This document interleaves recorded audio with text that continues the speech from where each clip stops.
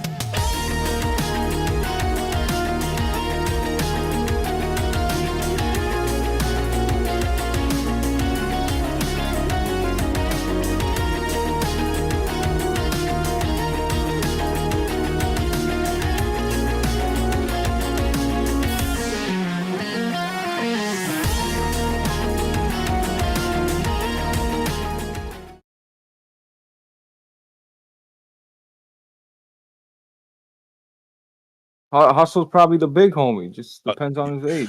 Yeah, Christ, I'm 36. I don't like saying that shit either.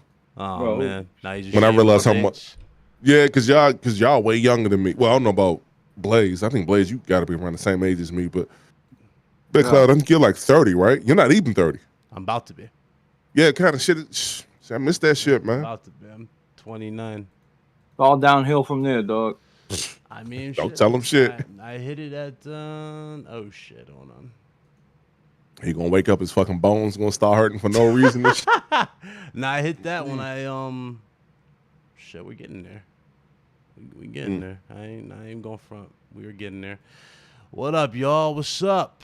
What is going on with this quality? Hold on 1 second. Oh, that is probably the good old YouTube preset, right? Can I switch that to the thing on the fly? Yes, I can. I can actually. Boom. That should be better. Because why in God's name am I looking like that? There you go. That's a lot better. There you go. That's a lot better. That makes sense. Okay. How's the stream look on you guys? Does it look good?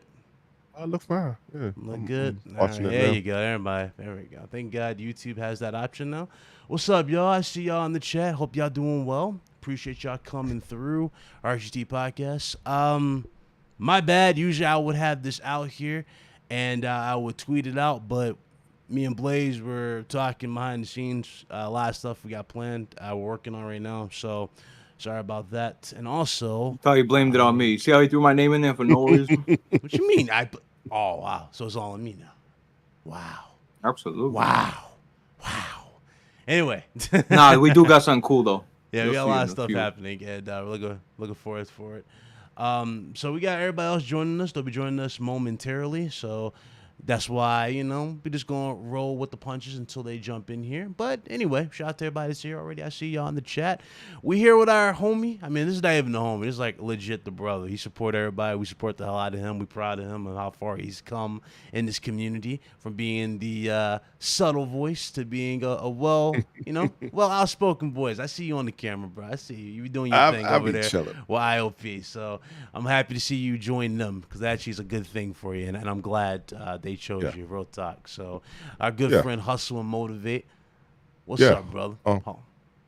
Everything's good. Thank y'all, for first of all, well, thank you for having me on, because I kind of asked, because he had packs, and I'm like, well, I need something to do. I said, let me see if I can holler at the homies without wearing out my welcome. So I hit y'all up. So I said, let me just make sure I don't wear my welcome out. But no, it's cool. I feel good. I feel really good. I haven't seen a few people in the chat since the Pope died, and it's good to see a few of y'all in the chat. Like, it's cool, man. It's always cool to hang out with Blaze. I don't really know what amusement park you're recording from, sir, but I need to get on your level, because right now my joint look a little dry. I don't even got my RGB lights on, man. I just said we just gonna turn the lights on and welcome to the machines. Here we go. Could have sworn you had some machines in the You can ask Big Cloud. These are all on because we're live now. That's Big Cloud, I didn't bring them in.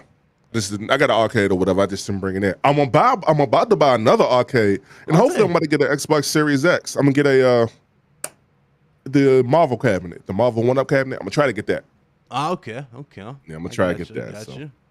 Yeah, but outside of that, everything good. Y'all heard about the new Turtles game? If we run low on topics, we can always bring that up, boy. Oh yeah, everybody's going crazy over the new Turtles. I just game. beat Streets of Rage 4, so I can't wait for it. The same people making it too. Dotemu, they publishing it. So yeah, that thing for hype for that retro. You excited for that, huh? Over the top. Yeah. And speaking of which, Blaze, shout out to you, right? Because that surprised the hell out of me that you had like an N64. I think the last time you and I had spoke, you was like, Hustle, what you talking about? You showed the little smoke gray Nintendo 64. I said, okay. I said, now I know who I'm dealing with. So at some point, Blaze, I got to catch you and run your fade in the new AEW game when it come out, which is supposed to come out in September this year. None of y'all surviving when I get that game. I'm saying right now, none of y'all stand a chance to get Big your Cloud. bill when I get it. This is an AMV conversation, It's so a wrap. be You're aware. dead. You're dead. AEW, that's my game. That's it. Big Cloud don't want no smoke neither, but I bring it up because I think it's supposed to come out in September. I saw I somebody hope it tweet that plays out, like so- No Mercy and shit. Bro, Adam I hope Cole so. and the guys, they were having the chat, like they were recording like the crowd's reactions. They had them make some crazy chants for the game, so that was pretty cool. I'm looking forward to it though. It looks dope. Like after seeing the Darby Allin pre-alpha type of gameplay we saw at the time, it looks really, really good. It's bringing back that SmackDown versus Raw with the fluidity type of feels, but it's much more refined, and I like that. To be a little, I guess I will throw a little praise towards WWE. They at least got 2K's game right this time. It actually is running better, and it looks a lot better. Animations are better, so I can't really say much on that, like bad on their account, because it does look good. But yeah, I agree. AEW it's where it's at though. I'm all in on that. We all elite on that one. So let's get into this, man. Let's get into these damn topics. I don't even know where to start, man. I really don't know where to start. It's been I will say this month has been pretty kind of weak when it comes to news, I would say. It hasn't been like over the top. We haven't had no crazy updates of any kind. We did get a few nuggets here we will mention on today's show. We did get some updates on God of War. A lot of people are asking, is God of War delayed? Because we didn't really get an announcement from Sony Santa Monica on the birthday of the game. And Corey Barlog, which surprised the hell out of me because he was on video. He was on Twitter doing this. So he deleted his Twitter. For those of you that don't know, he deleted his Twitter. But he talked about the game. And he said, yeah, we have nothing to show, but we will be updating you guys momentarily. So you will be getting something soon. So my Shut the bet. up, Big Cloud. Oh, look who just jumped in here. It is fraud. Oh man, This episode, this guy is sponsored by The Source. what's up, guys? What up, What's brother? up, Hustle? Long chilling, time, man. bro. Long I'm time. chilling. Is this piece of shit awake? He looks like he's sleeping. I can't see his face. Yo, Blaze, Hell. wake up! Are you blazed out there? Oh, Looking Lord. like This fucking guy. Oh, this guy comes in late and got the nerve to disrespect. I mean, I had to remind Big Cloud his show is starting. He didn't even message Oh, me. no I'm like, 10 shit? o'clock. Yeah, I'm like, bro, are we still on? He goes, oh, I'm sorry, bro. I'm just pushing out a tweet now. 5 minutes later. Jeez, you PlayStation guys need to get organized, man. What's wrong, man? Hey, man. this man, ain't here we Game go. On Daily. We do things very sloppy Listen, here. we don't have a genius on the side who does everything. Yeah, Like, we you don't sit got there Asa. and make sound You know what I effects mean? and grope the mic. You little fucking trash can. What's good, brother? Good to see you. Thanks for coming on. Gas from Game On Daily just hopped into the show, my brother. It's been a minute. Yeah, it's been a while, bro. Thank you so much for the invite, man. Sorry, I just came in here talking shit. No, you're fine. You're fine. That's welcome. that's Yeah. family right there. I forgot to hit up Asa, so I already know Asa's gonna give me shit when next time I go on Game On Daily. Yeah, you invited him, but you didn't invite me. So I'm like, yeah, okay. So I'm already walking to a damn You'll be all right. bunch of mixed box of emotions when I go back on. So we were just talking about a few things. We're ready to get into this topic here, though, with God of War. I know you saw it. There was a bunch of insiders going crazy saying that they were going to get a big update for God of War this week. And pretty much the track record has shown a lot of these insiders are just not really on point when it comes to these epic announcements or when they're going to happen. Sure, the On the context PlayStation be there. side, yeah, no, definitely not, man. Yeah. When the contents, I'll say the context. They'll get the context right of some stuff. But when it comes to when it's available, no. There was a big thing going around that we were going to get an update this week. Nothing. Instead, we did get an announcement from Sony, and Cory Barlog finally showed his face back to the internet, which surprised me. I wasn't expecting him to see him, but he said, and I quote, "We don't have nothing to show for you guys. Appreciate your patience, but you are going to see something soon." And then a developer confirmed that the game was indeed still going to drop this year. So with that being said, and the fact that Sony's being so quiet with this game, I think it's safe to say September. If we're betting on anything, it'll probably be around September. You'll see God of War Ragnarok drop, if any particular case. I don't see it dropping no later than September, personally. I don't think they'll do a December release. I mean, they could, but I doubt they'll do a December release. I think it's going to be more September-based. What you guys feeling? Start with you, guess. You think I don't September? think, yeah. So see, it seems September sounds like a good window to release that as well, based on like, you know, because Xbox blows its load at the holiday season. Yeah. Not that that's a direct competition, but in terms of market share and just optics, you want to push it, you know, at a time where you've got most eyes on it. September is good, but the thing is, this whole COVID situation, I know this sounds like a bloody excuse at this point, 2 years in, but it seems like everything is hot off the presses for a lot of things, and they don't want to.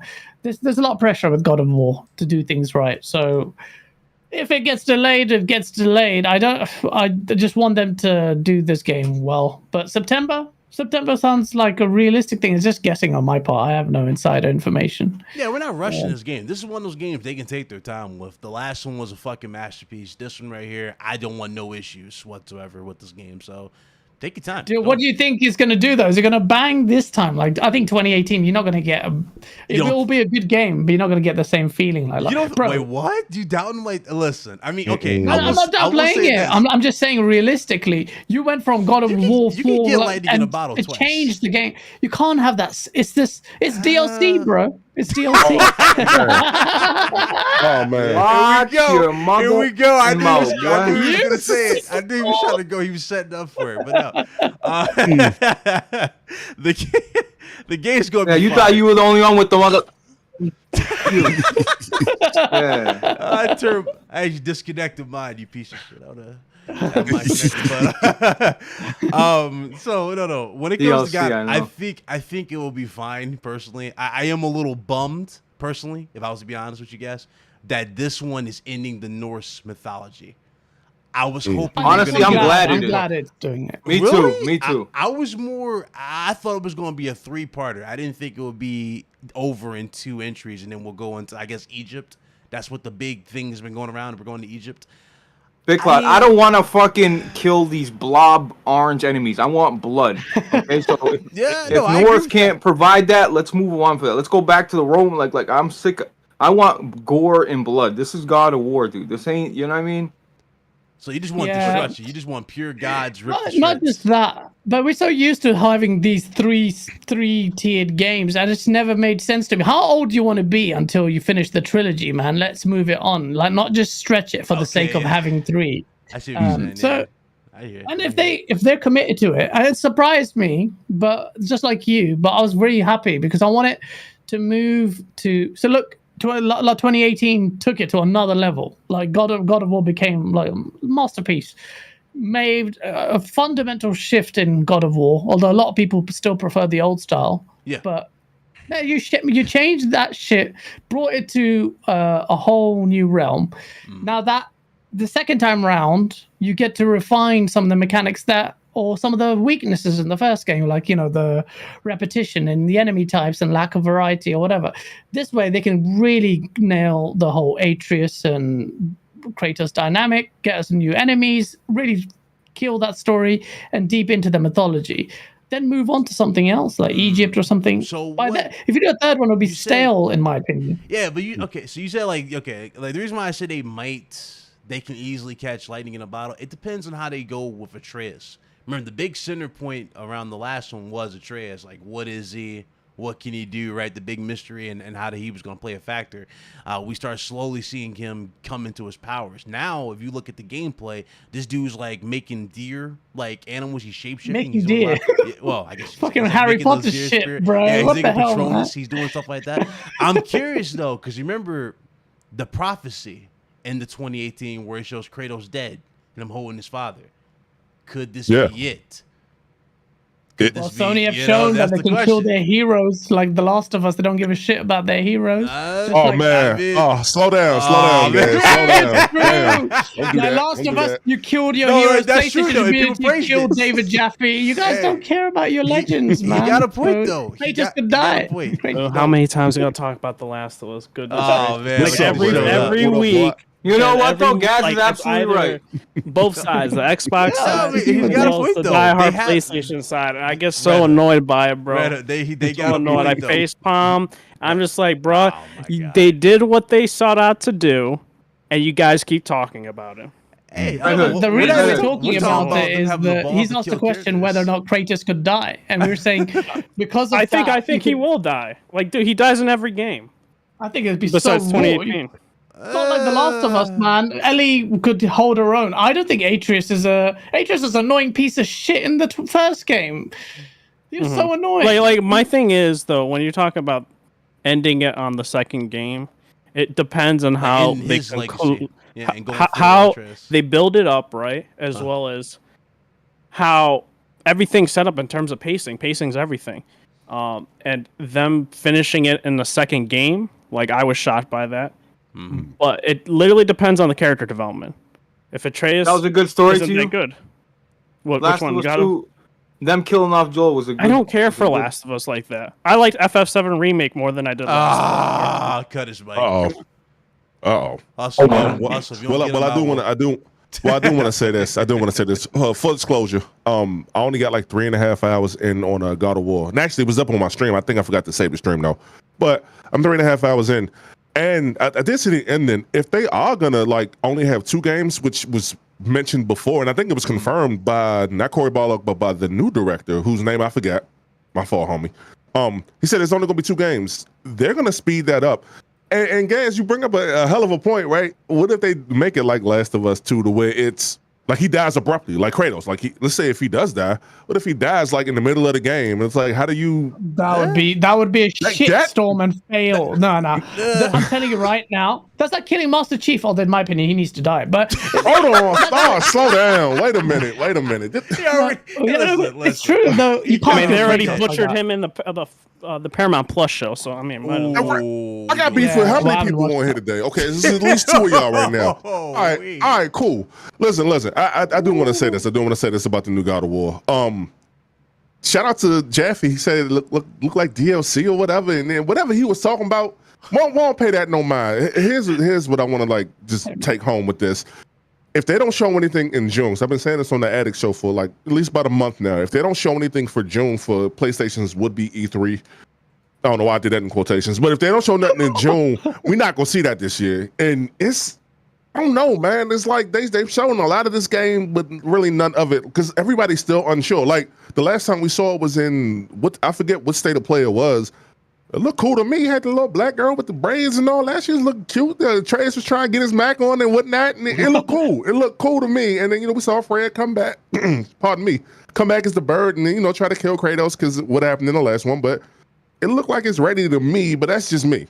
No, it looks sick. Yeah, that thing look crazy. I mean, the animation directors said like it's supposed to come out this year. But that could be the company like mandate of saying, hey, we have to say it's coming out this year, and it's actually coming out next year. I mean, it could go either way. It could really go either way. It really could, but just like Halo, they should have delayed that shit. Take your time with God of War. Like if you're ending the arc with this Norse arc, just take your time. I think in good hands. I'm very confident in God of War. The only when I said I don't think it's going to hit like 2018 is because it was never going to hit like 2018 because 2018 was such a seismic shift in not only proving wrong a lot of doubters on the change of perspective. Comparison when you first saw it in third person. Yeah, and everything. I got the first time ever. You'll never get that feeling again unless they do another change, which is not going to do that. Unless they do something drastic like kill Kratos, which I don't think that's going to happen. Yeah. I mean,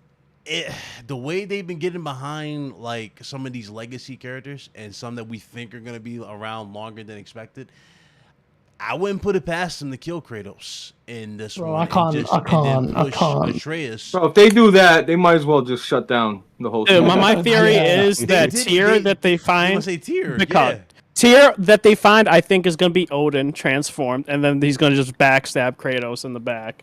Oh, and boom. Okay, but I don't want to hear that Kratos is dead because he's died multiple times and came back. So, regardless, if they kill him, he's coming back, right? Because it depends on the Norse mythology. If like the hell that version is just done and all that depends, right?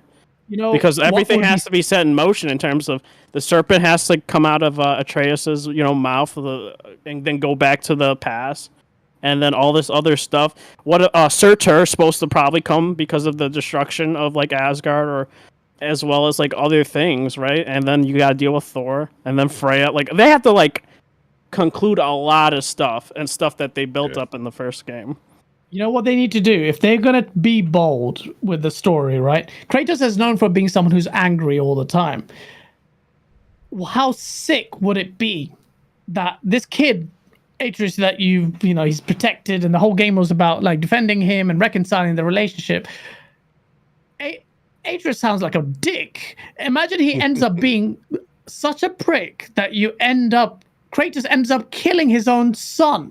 Can you imagine how raw that would be? That would be Kratos. He's done it before. Lose his mind. Oh, yeah, he killed his own dad too. He killed his own dad, and didn't he kill his wife or daughter? Well, yeah, I mean, he was tricked by that. That was on accident. Yeah, but he has to kill his son because his son is wiling out so much. I would love that. That would destroy 2018 for me. I'll be like, this game, the guys have balls. Not like The Last of Us 2, which I still haven't played because the Joel thing, it just annoys me. But and yo, guys, you know what I fucking hate? You know what I hate about the Last of Us conversation, bro? Is when you say, I don't like the direction of this storyline, I don't like that they killed Joel, they say, You don't get it, Blaze. You just don't understand the story. You don't see the bigger, like, motherfucker, I get it. Like, what are you talking about?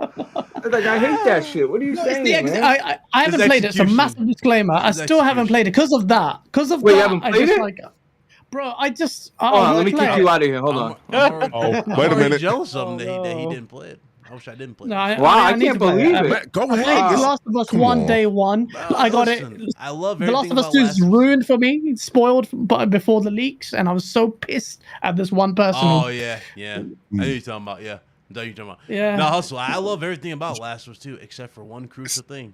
Story. The story? That's it. Yeah, so, okay, so my issue and the reason why I haven't played it, and I tweeted this out a few days ago, probably like a week ago. You signed at me? No, hang on. I got a disclaimer for that. I can't take that. Listen. I can't take that type of brutality where bones get to breaking and. What? Listen. You know what's crazy? I can watch somebody get shot in their face and their face get blown the fuck off. Pardon me. Their face get blown off, but like the sound design and the audio, you can't get beat with no blunt object. And I'm not talking about the Joel thing. I'm talking about because Abby apparently go in on Ellie at one point, and then you got to play as Abby at one point. I don't give a fuck about that. It's just, and then they made Ellie into a whole different beast, I guess, because I saw people play that joint. I don't know. If you're a dog lover, you might not like the game. I'm gonna be honest with you, because you got to kill dogs in this game too. You know that I don't really mind. I got my Michael Vick jersey in the closet, so I don't mind so much. And I got 2 dogs, by the way. I got you. Shut up, Blaze. And I got 2 dogs, by the way. So it's not that. You sure? Because it's pretty brutal. I'm talking about you blow dogs up, you chop them up with machetes. Listen, what's worse, killing a dog or a human? I think he'll be okay, bro. Yeah, it's not even that. I think it's more about the stuff that you can't control. It's like like I said, when Abby catch up with Ellie, well, y'all know what happened when he catch up with Ellie and Dina. Hustle. Yeah, I can't handle that. You played the first one, right? Yeah, I love that joint, dog. Bro, it's all like just picture the gameplay, the brutality, the gore. the shooting off arms and limbs, the attention to detail. It's just on a complete, and that's a PS4 game. Again, it's not even a PS5. I need to play that. But they still cranked it up so much. Because people forget, like, wow, what a difference from Last of Us 1 to Last of Us 2. Yeah, no shit. One was a PS3 game with a resolution bump. Like, that's all it was. Like, yeah, remastered, yeah. Yeah, but yeah, look. Just certain things I can deal with, certain things I can't. When I first played When I first played Last of Us Part 1, that was right after Uncharted Lost Legacy. I was playing and streaming the joint, and shout out to the troubleshooter, shout out to Ricky. He said, yeah, Hustle, this is not Uncharted. When they broke Robert's arm in the very beginning, I said, oh God, like I had to turn away. Like, yeah, I can't deal with that. I ain't about to deal with that shit no more, dog. And I was excited for that game too. I don't think I can. Is there a gore? Is there like a gore or not gore, but is there a brutality filter on that joint? Because there's a gore filter. Oh no, actually, no. They give you everything else except for brutality. My Hustle, you gonna shut that shit off? He don't want to see. Hey, he don't want to see. You know that's gonna be transferred over in the remake. You know that's gonna be transferred over in the remake.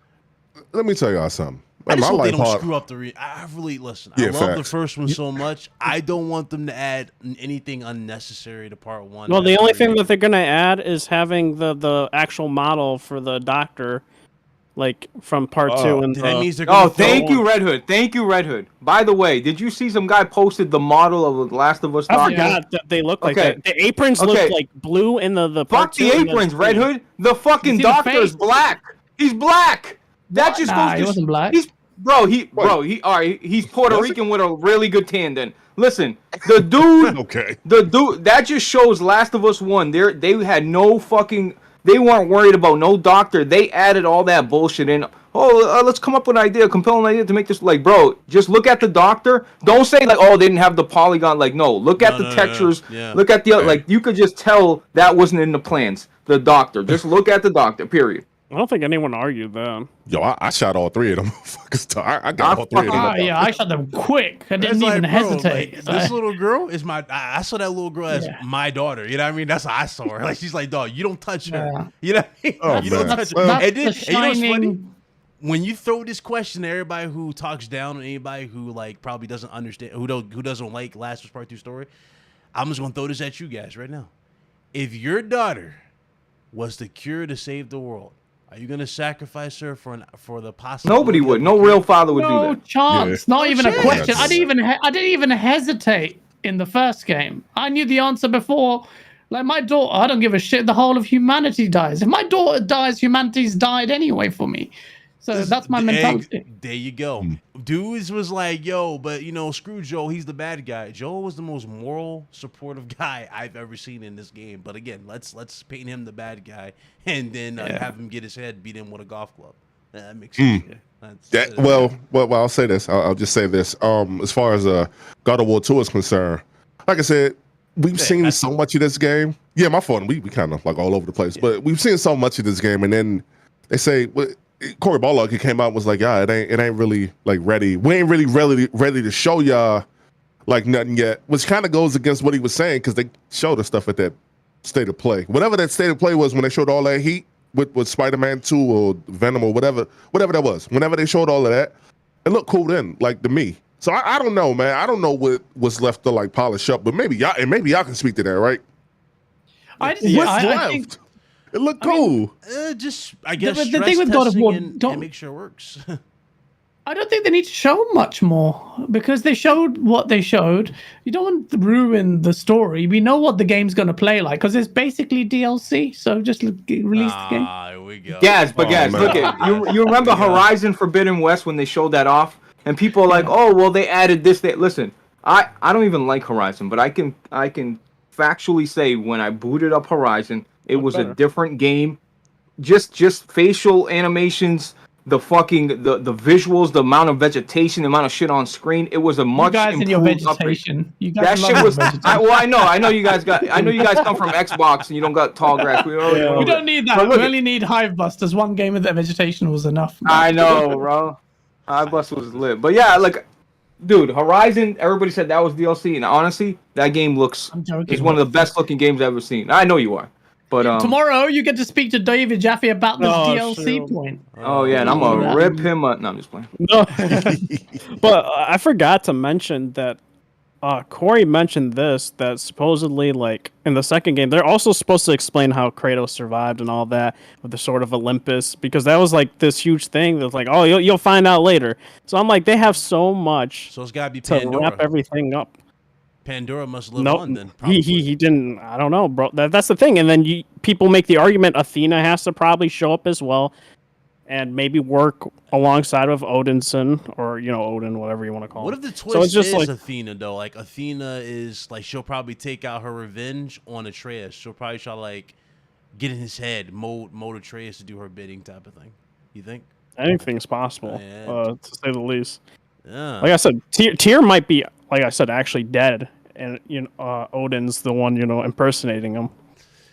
Yeah, I just hope they don't kill people are going to be blown away with God of Tyr. War. That's it. So. People are going to be blown away, bro. And I'm telling you, every time a PlayStation game drops, like it's a fucking event, dude. Just go on Twitter for that week or two, and it's just fucking, that's all you're hearing about, and it's all people are going to talk about. And God of War, I'm saying this right now, that shit will go down as one of the best games of this generation. It's got that effect on people, man. It's a special game. Man. We're talking about effect. We're talking about events. Now name me one Xbox game that does that. Now can you name? He one? can't. Name me publisher of the year since the Metacritic records began. Yes, how many games did you play of those? Let's keep it a book. How many games did you play on that? This is happening. I'm praying Starfield hits, otherwise it's gonna be a struggle. I saw Halo. Listen. I'm with y'all on being excited. I'm with y'all, but we haven't seen no gameplay. Can we see gameplay first before we start? Okay, for me, like, I think I've said, Big Cloud, I've said this on the show. Wolverine, then. Sorry, I know what to expect. What we saw. It's on there. You know what to expect, because it's going to be a copy and paste from what of they show with their Spider-Man. track record. There you go. You just said it. That's a different story. This is they're not showing no gameplay, quality. man. They show me gameplay. The fact they're not showing me no gameplay, you know what I mean? It's like, What? I just heard Rev there in the background. Yeah, dude, Rev's Rev's visiting. He called me. He wants to give you his opinion. That's all. Oh, shit. Dude, like I said, I think Wolverine's going to be special just because a lot of people don't know Spec Ops: The Line Writer is writing that game. Which, like I said, I definitely think it's going to be an M game. Yeah. From what? No, Spec Ops is great. Yeah, it's under. I hope It's game. under. Who is that? Jaeger? Is that the people Studio, that something like that. Yep. Jaeger, yeah. Where's Rev, man? I thought Rev was going to be here. He's always ducking me. I know he doesn't like me, but he still needs to come on the show. That's not bro. true. Rev wouldn't have never joined your podcast if he didn't like you. You know what Rev said to me after the podcast ended? He goes, Gaz, I thought you were going to be annoying, but you weren't. And I think I'll take that. I'll take that. No, trust me. If he didn't trust me, he would have left. He would have made up an excuse and left. That's how Rev is. Yeah, no, I love Rev. I've got nothing but love. Rev was someone I was following before anyone in this space for years. I was so alien to the space, lore, podcasting, everything. Rev, I was someone I was subscribed to for time. I love Rev. But yeah, no, I was like, okay. In terms of forget The Last of Us. Let's talk about God of War. I think really Kratos killing his son after building him up, struggling through, and then at the end you have to kill him would be such a shock. It would be cool. That would be so crazy. cool. Like if he had to kill him and then that in turn by itself created Ragnarok maybe or something like that. Like he was the big cause because he's local. Yeah, so that, exactly. That's how you reconcile the prophecy at the end of God of War 2018. And then Kratos is now mature. He's not the angry person he is. Right. But now for the first time, again, you see him. The stakes are so high. He had to bury his wife. He went through a whole bloody lost game, and you saw his son develop. Then you see his son in his teens, realize his powers as a god. And then imagine now the narrative that all gods are corrupt in this world. Yeah. And including his son, and then you have to kill him. And imagine like he did in God of War, was it 3? Punching Zeus, pressing square to punch Atreus in the face, the kid. You're stabbing him. You have to put the knife into his neck. This is the son, and he's crying. Kratos is crying as he's stabbing his son because he has to protect the universe. You want that's definitely something. He wants the audience to be traumatized. Amazing. He wants the kid to be eviscerated. That would be amazing. He wants to see what happened like the Hercules to happen to Atreus, where he gets his face pummeled in. 100%. That's a lot less worse than killing Kratos. Well, I guess my question is, what about the whole like? Let's put the theory out there, like I said, of Tyr, like actually being Odin, like, and then killing him and building up the trust, and just killing him near the end. I mean, it's got to happen eventually. We haven't heard Odin the entire time. We did. Well, he has the Raven spies. He has the Raven spies throughout the game and stuff. But we haven't heard him speak. Is what I'm saying. And I also got a theory, Big Cloud. Like, remember God of War 2, and as well as God of War 3, where you kill the bosses and you get like weapons. I really think they'll bring that back, and you'll wield Mjolnir as well. Oh yeah, and maybe Sword of Olympus comes back as well potentially. The question is, though, I think they got to bring more weapons because like we got only 2 weapons in that we know of in Ragnarok, and I think those weapons would be dope to use. Yeah, like they never explain what happened to the weapons from the gods. We never seen what happened to Hercules' cestus.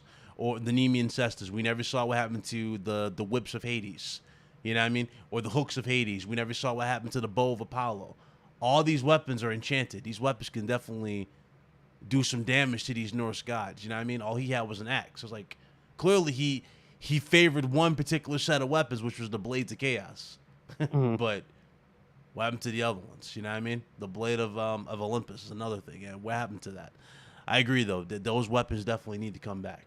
And I definitely think he'll be able to wield Mjolnir because, like, the whole thing is, like, you have to be worthy. I definitely think Kratos would be worthy. It's Atreus, and that's the key to Atreus unlocking his potential. Maybe that's the if Atreus can, I call him Atreus. If Atreus can wield Mjolnir, whoever decides who's worthy or not needs to get shot, bro. Because it's Kratos and Atreus. So I don't know why people like Atreus already. He just seems like in the first game, he was just being annoying, whiny guy to being really. He was a character development I didn't like for him. And from the trailer, you see him like again still having with teenager angst, and I just don't feel anything. I know it might be different for different people, but I just struggle to feel anything for him. And I hate it. For me, it was a weak point in 2018, and I hope they can change that. But the indication from the trailer is that this game is DLC. I know is that this game. I hustle every time I say he just has a little bit of a mini stroke. I don't know. But yeah, look, this is your game, PlayStation guys. Who am I to come in as an Xbox guy and say, kill this guy or kill that guy? You want to talk about DLC in our games, insult our games? Let's talk about one of yours for a second. Let's talk about a game that recently gave us an update, but and people were rewarding bad behavior, like we said on Game On Daily. When they were saying like, oh, it's okay to cut co-op from the game. Oh man! Halo Infinite. You're talking to the guy. You're talking to the guy who literally habitually shits on Halo Infinite. That's me. Even as you should. Oh yeah. I want to hear your thoughts on the maps. I know I didn't get a chance to talk to you about it. Like, how'd you feel? They after all this time, only 2 maps. No updates on the co-op. No updates. They have a couple modes. They have a couple modes coming. Yeah, man, that stuff is embarrassing, man. To me, certain affinity. The best defense about the whole thing was, by the way, certain affinity. The game mode, the BR mode they're working on is not that thing, whatever that is. Last man standing mode. Look, I'm not gonna mindlessly hate on it, but Halo's a startling example of something going wrong badly. The story, as you've seen, I don't know if you've seen my video, I called it absolute nonsense. I'm shocked at where it's at. Season 2 is literally patchwork, bare minimum to me. You have the game, I was just like, all right, the maps may be fun. The netcode's going to be employed. Where's the co-op? Where's the forge? All the things that could have actually helped the longevity of the game. And the day one momentum of Halo is gone. It's gone now, man. More like effort was going in towards the TV show than just the overall Halo project. That has nothing to do with Xbox. I think more effort was just pushed to this TV show. Like, hey guys, here's the game. We'll upgrade it later. But hey, by the way, we have a live action TV show. And by the way, did you know that Halo, a Master Chief is going to take his helmet off so we can show emotion? That's right, Hustle. Well, we're taking off the helmet. I haven't even watched it. I think 343 really messed it up when they had so much potential and they've done this so many times. There's 4 strikes for them. They've killed it. No one is asking for a bloody timeline for content for the campaign. Where is that? Why is everyone up in arms about that? You got the most anemic, basic bitch campaign, and everyone's crying about multiplayer, which is a fundamental failing. But I'm still shocked at that. Halo had the potential. The multiplayer. Where it was and where it is now, I'm shocked. How long did you play the multiplayer? I know me, Blaze were on it. I know Hustle played it. I played for quite a bit. I went quite a bit. Went diamond ranked, and I was just like, "This stupid game with no region filters. The same problems from Halo 2 and Halo 3. If you're based in the UK, you put up in American servers. The game fundamentally, as far as you want a game like this that has some metal in it, as some kind of integrity in the competitive space, yet you don't have the most basic features like region filters. Like for a live service game, how is a live service game having such anemic support? How is it a flagship title that has such anemic support? Now you're happy with 2 maps? Now you're happy with patchwork fixes? You didn't even have Slayer game mode at launch. What were they even thinking of launching last year? It's an embarrassment. It's an embarrassment for Xbox. The flagship title is become. Dude, we got crucified. We said this on Game On Daily. We got crucified. I did. I still get crucified. You guys haven't played it yet. Just play it for. I'm like, that doesn't change any damn thing. It's still the point still stands. I'm missing key features that were here present before. You know what I mean? And you guys are awarding bad behavior by saying, hey, spend $60 on it. Spend $70. You know what I mean? Like you were awarding bad. I agree with that. I mean, the priorities were monetization. That was there. That was a lot. They had no problem. And even the monetization was fucking. It was there, but it was Rogue Company was outpacing it with monetization. Like it was the most lackluster skins and bullshit. The same color, black. Like the last thing you unlock is the color black. Like all your neutral skin that you start off with is the exact same color as the last shit. It's like. It's so similar. It was a joke, and it was based on a lie. Basically, misrepresented. They literally had a video saying you can have multiple day one. We don't want to lock you off. Did the opposite. Why? What's going on? Yeah. The best skins were paid. Yeah, which was crazy to me. I spent £100 on skins because I bought one, like the premium one. Then I didn't realize I can't switch and swap them. I'm like, wait, hold on, I'm just locked to this piece. You're locked to one piece. Yeah, you can't have like shiny part. Yeah, you can't do none of that. There's no freedom. I watched a video. They said I could.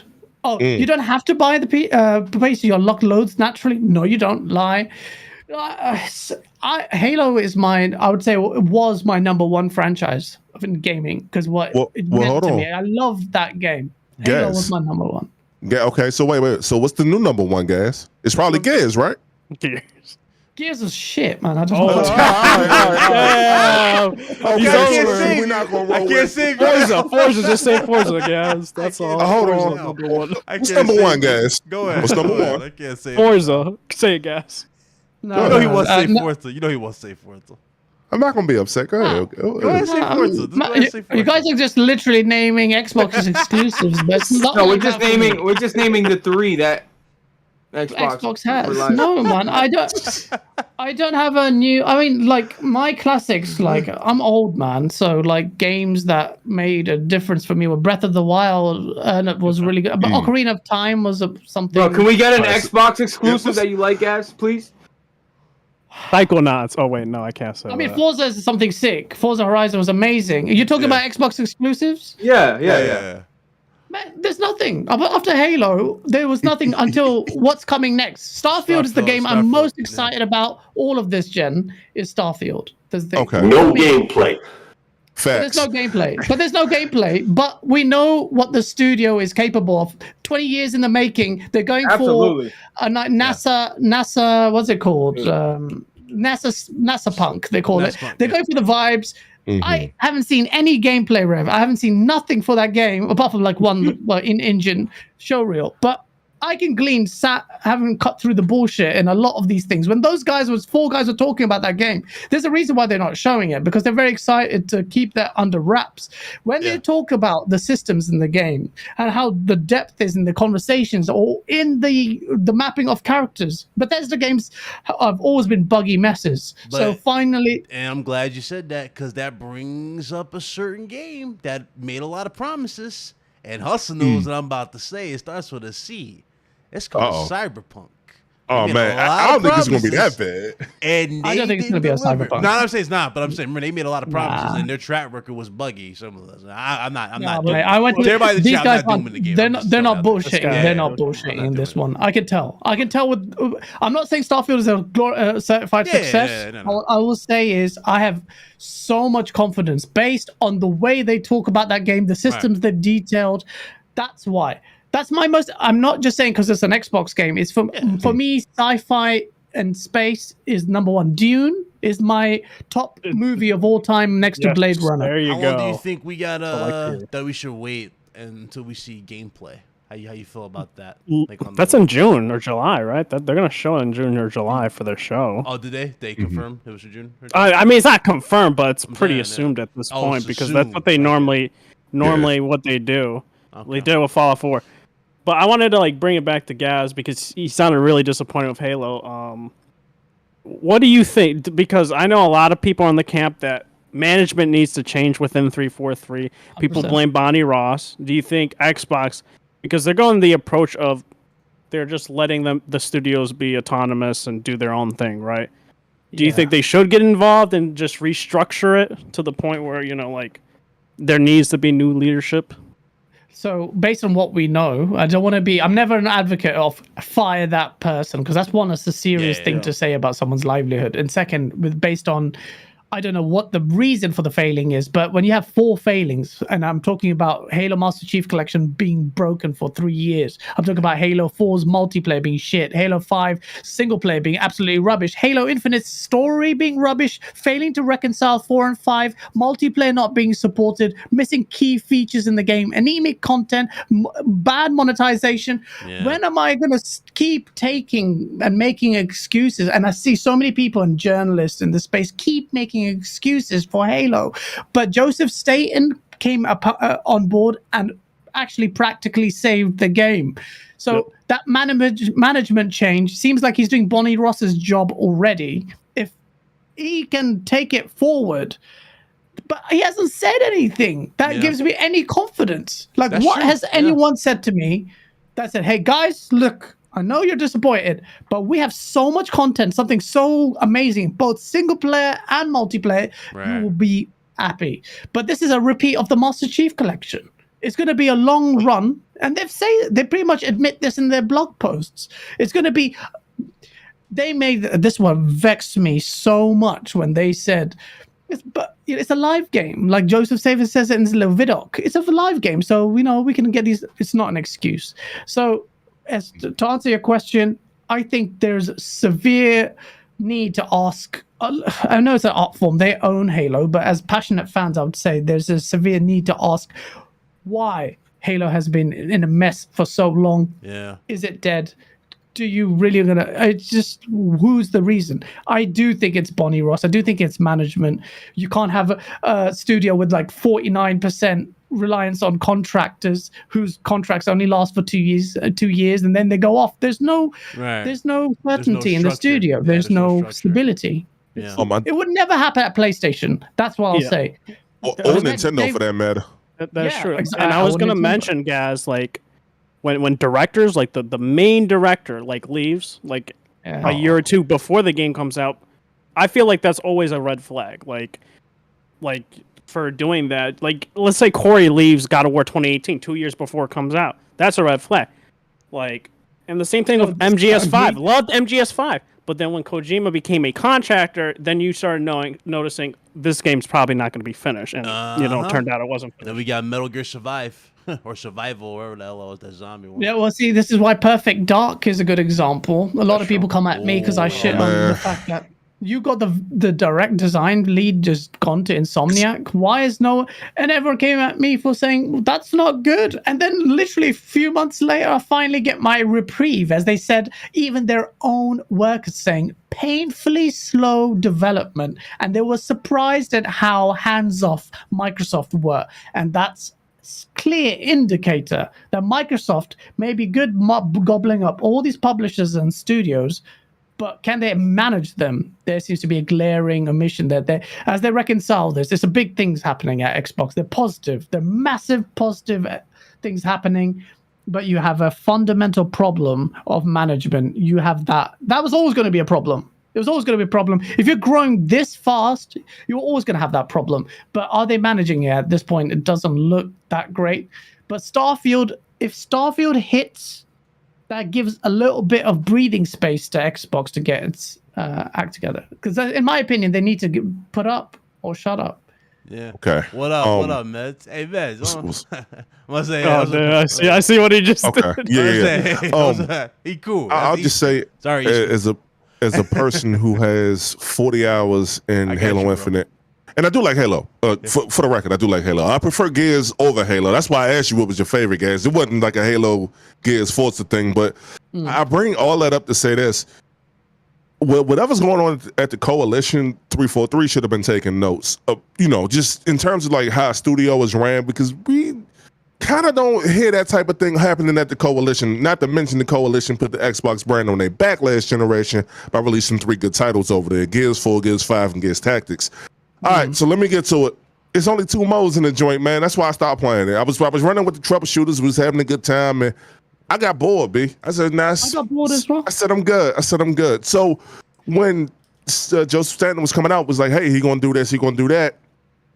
I'm like, cool. When you gonna add the co-op? Because I got 2 of the retro homies, Contradiction, Mega ZX456, friends of my channel, friends of this channel too, I'm sure. We're gonna run the Halo games together. We beat Halo Reach together, had a good time. Had shit set up. It was troubleshooted, but on Fire RGT and all that shit. And it was like, dog, I can't see us playing this shit. It's 3 months. It's not, and it's not even like. And it was crazy because they said it was gonna add new shit. Pardon me, it was gonna add new stuff by this time already. So I'm like, yo, when it's there, hey, yo, listen, I want to say this too. This ain't even a throw no shot. This joint died faster than Gears 5. Now I love Gears 5 because of the people that introduced me to, but this. Listen, Nintendo would never let this happen to Mario. They might let it happen to Metroid, and even then, there's like give and take with that. But they'd never let this happen to like the top dog. The Halo. That's what I'm saying. That was their A1 from day one. This is what made it the Xbox brand. This is what made it. We being real. This is what made it. Yeah, and for Master Chief to go out so sad, man. The show is good though. I know a lot of people don't like the show. I love the show. The show cool, motherfucking me, but. Just for them to go out this way, this is kind of one of those things to where it's like, how you come back from that? Like, and just because this is a games as a service, that don't mean that you're gonna sit up here and wait all day. I don't care if it is free, dog. Like, you got like one time to really like shit the bed for lack of a better. Yeah, like. Yeah. No. You had one time to just F it up. Because it came out. It had 250,000 strong on Steam. And when the numbers drop. That drop off came fast. Hustle. Yeah. Yes. And Hustle, the MLB did Microsoft a favor. They must have been looking at the situation like, you know what, let's just give them a game. PlayStation. Like, I'm serious because like it was looking real bad out there. Look, and Gaz, you said that studio's this illustrious history and they got some great games and so what was Bethesda's last game they put out, please? Can you let me know that? But that's an I don't hear different developers. Listen, just say Doom. Just say Doom. Can I just say this? Here we go. I hate when dudes say, "Oh, that was their other developer." Like, look, if me and my sister are there, and my sister killed somebody, like, oh, that has gun out. Like, what do you mean? That's my fucking sister. Like, you can't. Wait, you're not gonna point the finger at her? I would. So you're worried that Starfield will be bad because Fallout 76 is going to be bad? I actually like Fallout games. I really, really do. I think Fallout games are super entertaining. I love all the Fallout games. I'm just telling you, Bethesda for many years, they kept getting away with, look, they have this old, outdated engine. Even though the games are great, even though they cranked up the visuals a little bit in Fallout 4, added building, and it was cool. But they kept that same engine and they added, bro, that engine is fucking dirt old and it causes there's too many glitches and problems and bugs and falling through maps. Like, and like they thought they could keep getting away with this shit. And like, finally, like Bethesda was like Nintendo level. Like you couldn't say shit to them. Like, yeah, there's bugs, but it's Fallout. So be quiet. But no, even their special edition, their bag, the material they would like, everything they were giving out for that game was just the bad, helmet, bro. like it had some bacteria or something. Like they had to like recall that or something like that. You weren't supposed to wear that shit. I don't know. I just talking about the bag. Yeah, no, the bag. I know the one you talked about, the bag where like they promised this like really high quality and then they were just like, no, we're giving you really cheap quality, and then everyone made a fuss about it, and then they were like, okay, we'll give it back. But I think people sleep on Obsidian because I think Obsidian is more talented than Bethesda in terms of Todd Howard. I think Obsidian has made way better RPGs than Todd Howard. Right. And I don't think nobody's sleeping on Obsidian. I hope that because I feel like some people do, and it's just annoying. I want to say this. I think I was the last person sleeping on Obsidian, but I just started playing the Outer Worlds because Addict and it was Griggity. They wouldn't stop talking about the joint. So I said, let me check the joint out. It's good. I got Parvati sitting up on my wallpaper right now. It's good. It's super funny, yeah. The young lady, her name is Megan Starks. Shout out to her. She said, pretty much she was on ILP, and she was like, it's pretty much like Captain Homer Simpson. And I love the Simpson and Futurama, so like that's what sold me on that joint. I don't think nobody's sleeping on Obsidian, though. I know in New Vegas, they got awarded best Fallout game. And the thing is, they get these IPs and these publishers for them in the past will limit the amount of time that they have as well as budget constraints. Because Fallout New Vegas, it took them I believe 2 years or something like that to complete. Same thing with Star Wars Knights of the Old Republic 2. I think they are really, really good and talent. And Pillars of Eternity is a great franchise as well. And that was a Kickstarter.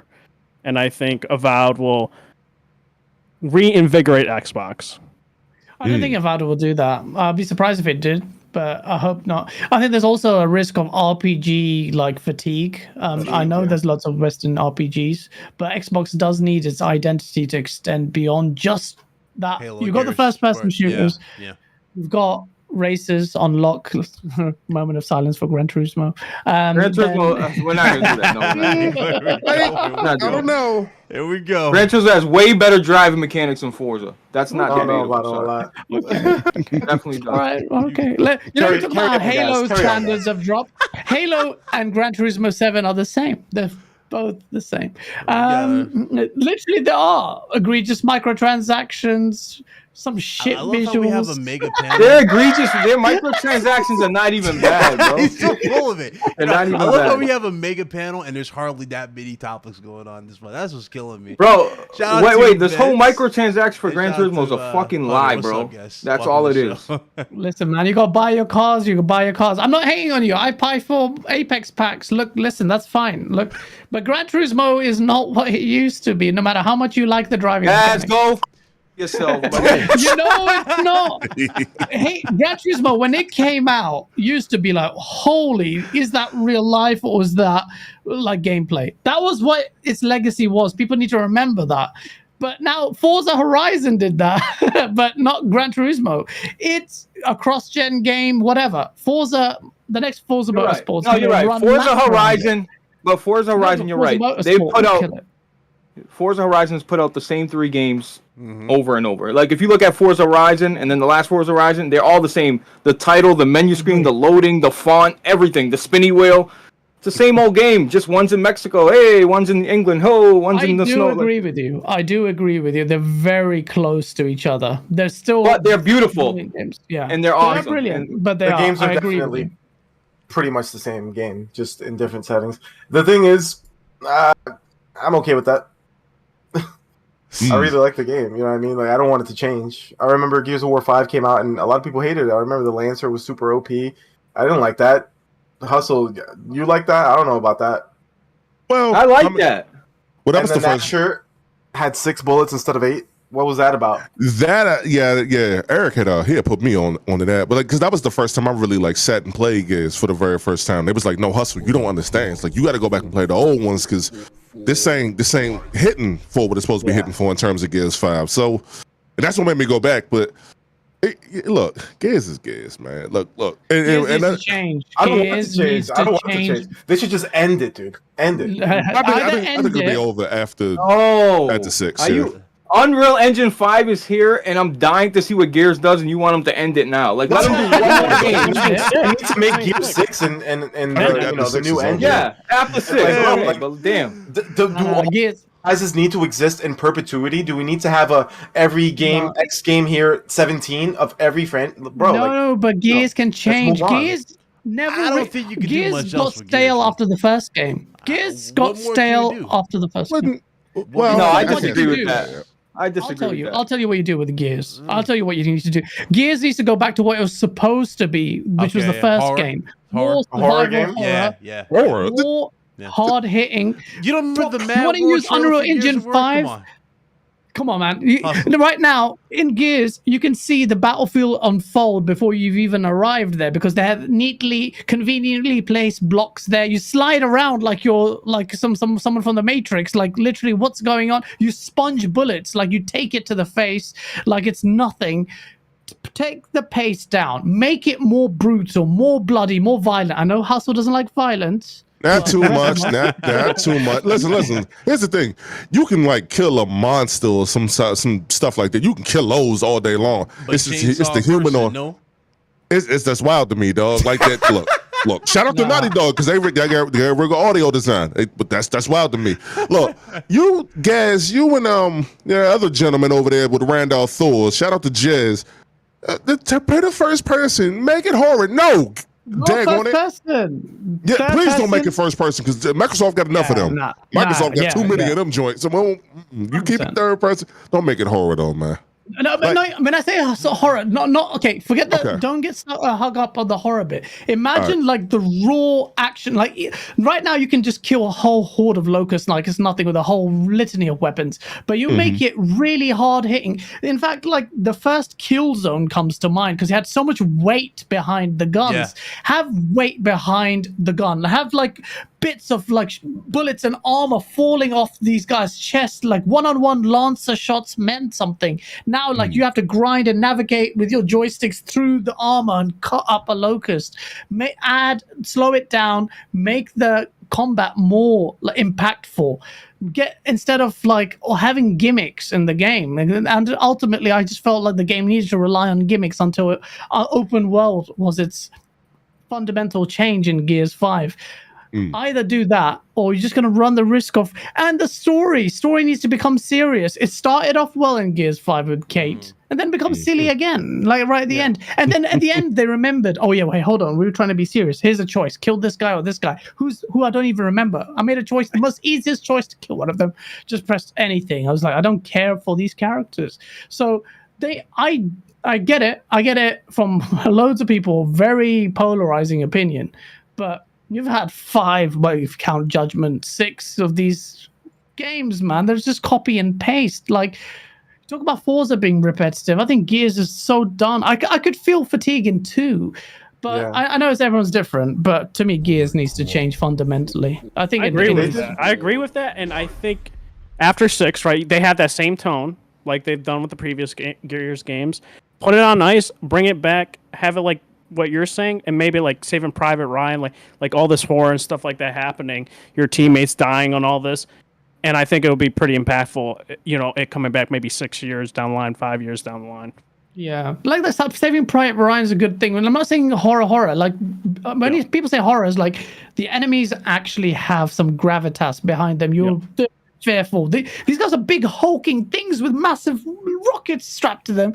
Yet it doesn't feel like they're that imposing, apart from like how much damage they do. Like that. Someone in chat says the Nashor has impact. The Lancer has always been useless. It's always about this close combo. But like, imagine an actual chainsaw at the end of the gun just ripping flesh out. It's actually flying out on screen, like screaming, making you feel. Remember the planet Terra? Sarah? I forget the name of it. Is the alien homeworlds? You're actually the invaders on this planet. So like, give you like that. If you remember, what's the game we just mentioned? The directors joined.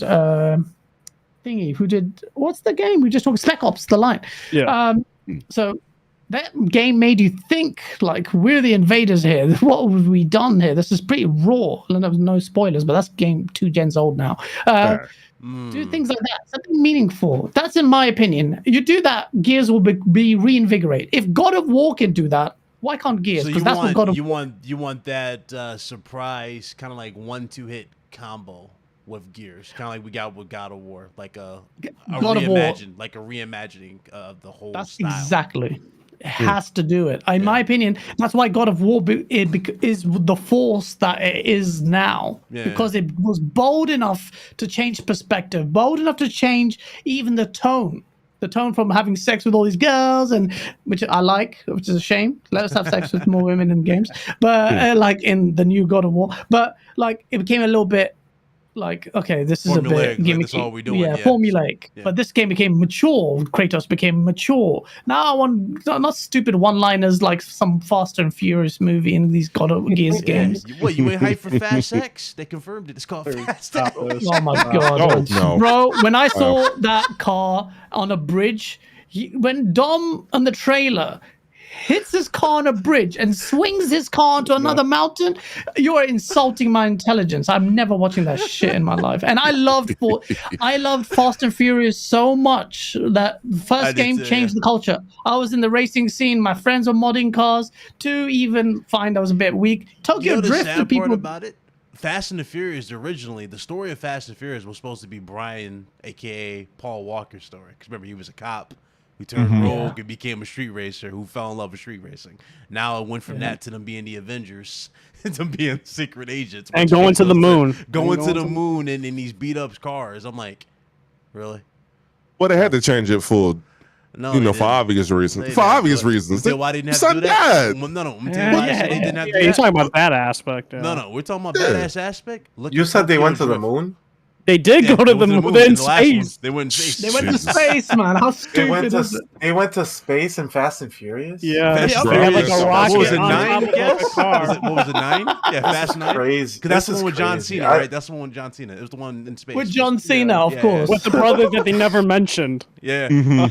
You know what's funny? Wait, it's John Cena. You never get to see him anyway. Hey, hold on. They did the same thing in Uncharted. They ain't never mentioned Sam, man. He just came out of nowhere. He just came out of nowhere. That's the problem I had with Uncharted as well. That was dumb. It's a old plot device. Makes no sense though. Because if you tell me the brother killed the father, come on, man. What was the point of that backstory of you beating up the dude who was a janitor?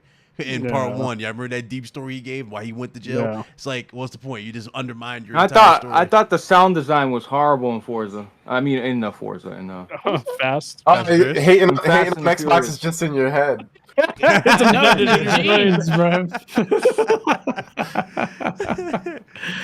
God.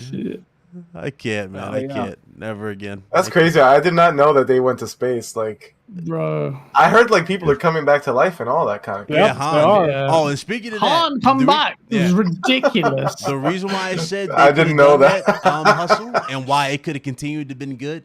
Tokyo Drift added a new life to that franchise. I thought Tokyo Drift was brilliant. How they did it with I actually really like Tokyo Drift. Yeah, it was good. Underrated sequel. That was a joint with Bow Wow in there, right? Yeah. Underrated sequel. Yeah, added more layers to it. But that hit at the right time too, because drifting was like super big around here anyway, around the world anyway. So it hit at the right time. But man, look, I tell you this, man. I knew the joint went to crap. I'm watching my language. I knew the joint went to crap when they stopped putting the wrestlers in it, man. I saw The Rock in the joint. The Rock don't do nothing but act as The Rock all the time. But after 5, I was like, bro, I had enough of him. And when he that was the last one I saw. When I saw Paul Walker had the baby with the girl, whatever her name was. When I saw that, I said, all right. I said that's it, and they kept going. Tyrese, listen, when Tyrese started beefing with The Rock, I said, okay.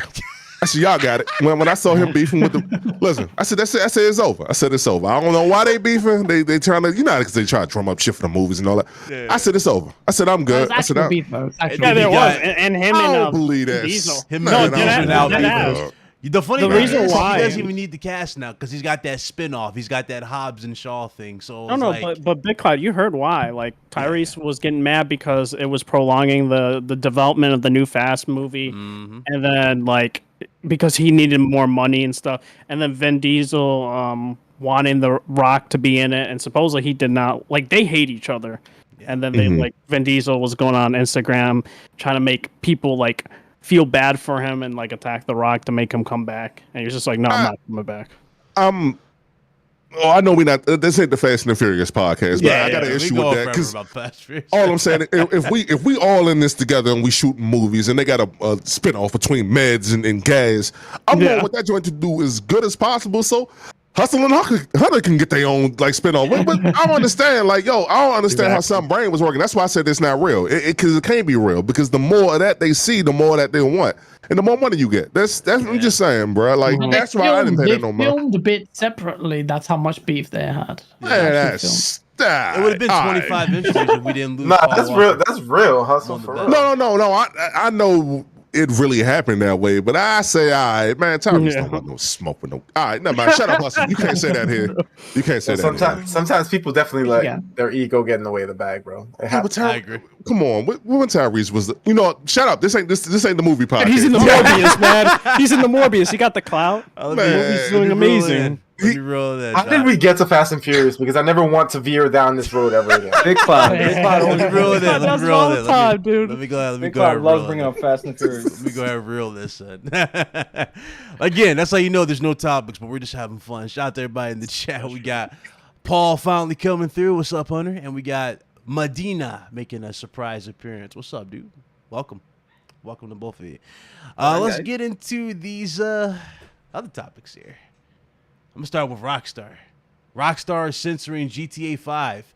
Apparently, there was trans characters in the game. I didn't even know this in GTA 5, but there were, and they're removing those characters from the game, or they have removed those characters from the game in GTA 5, the remake or the remasters for the PS5 and Series X and whatnot. Now, my question for you guys, and I'm gonna go with Hunter. Since you guys, y'all just jumped in there, we'll include you guys with this immediately. You guys already know we got confirmation. Max Payne 1 and 2 remake.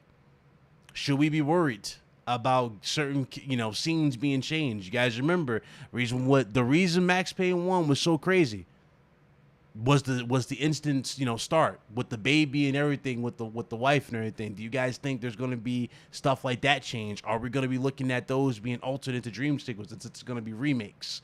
Let me get your take on it, Hunter. What you think on Rockstar doing this? Does it bother you at all? Like, are you even getting GTA 5? I guess it depends on the extent of them, like the extent of what they do, right? I mean, if it's like if they completely alter storylines and like things just don't have the impact or the weight that they used to have in the original games, then sure. But like with the GTA stuff, how big of an impact did that actually make on the original story? I mean, it's not to me.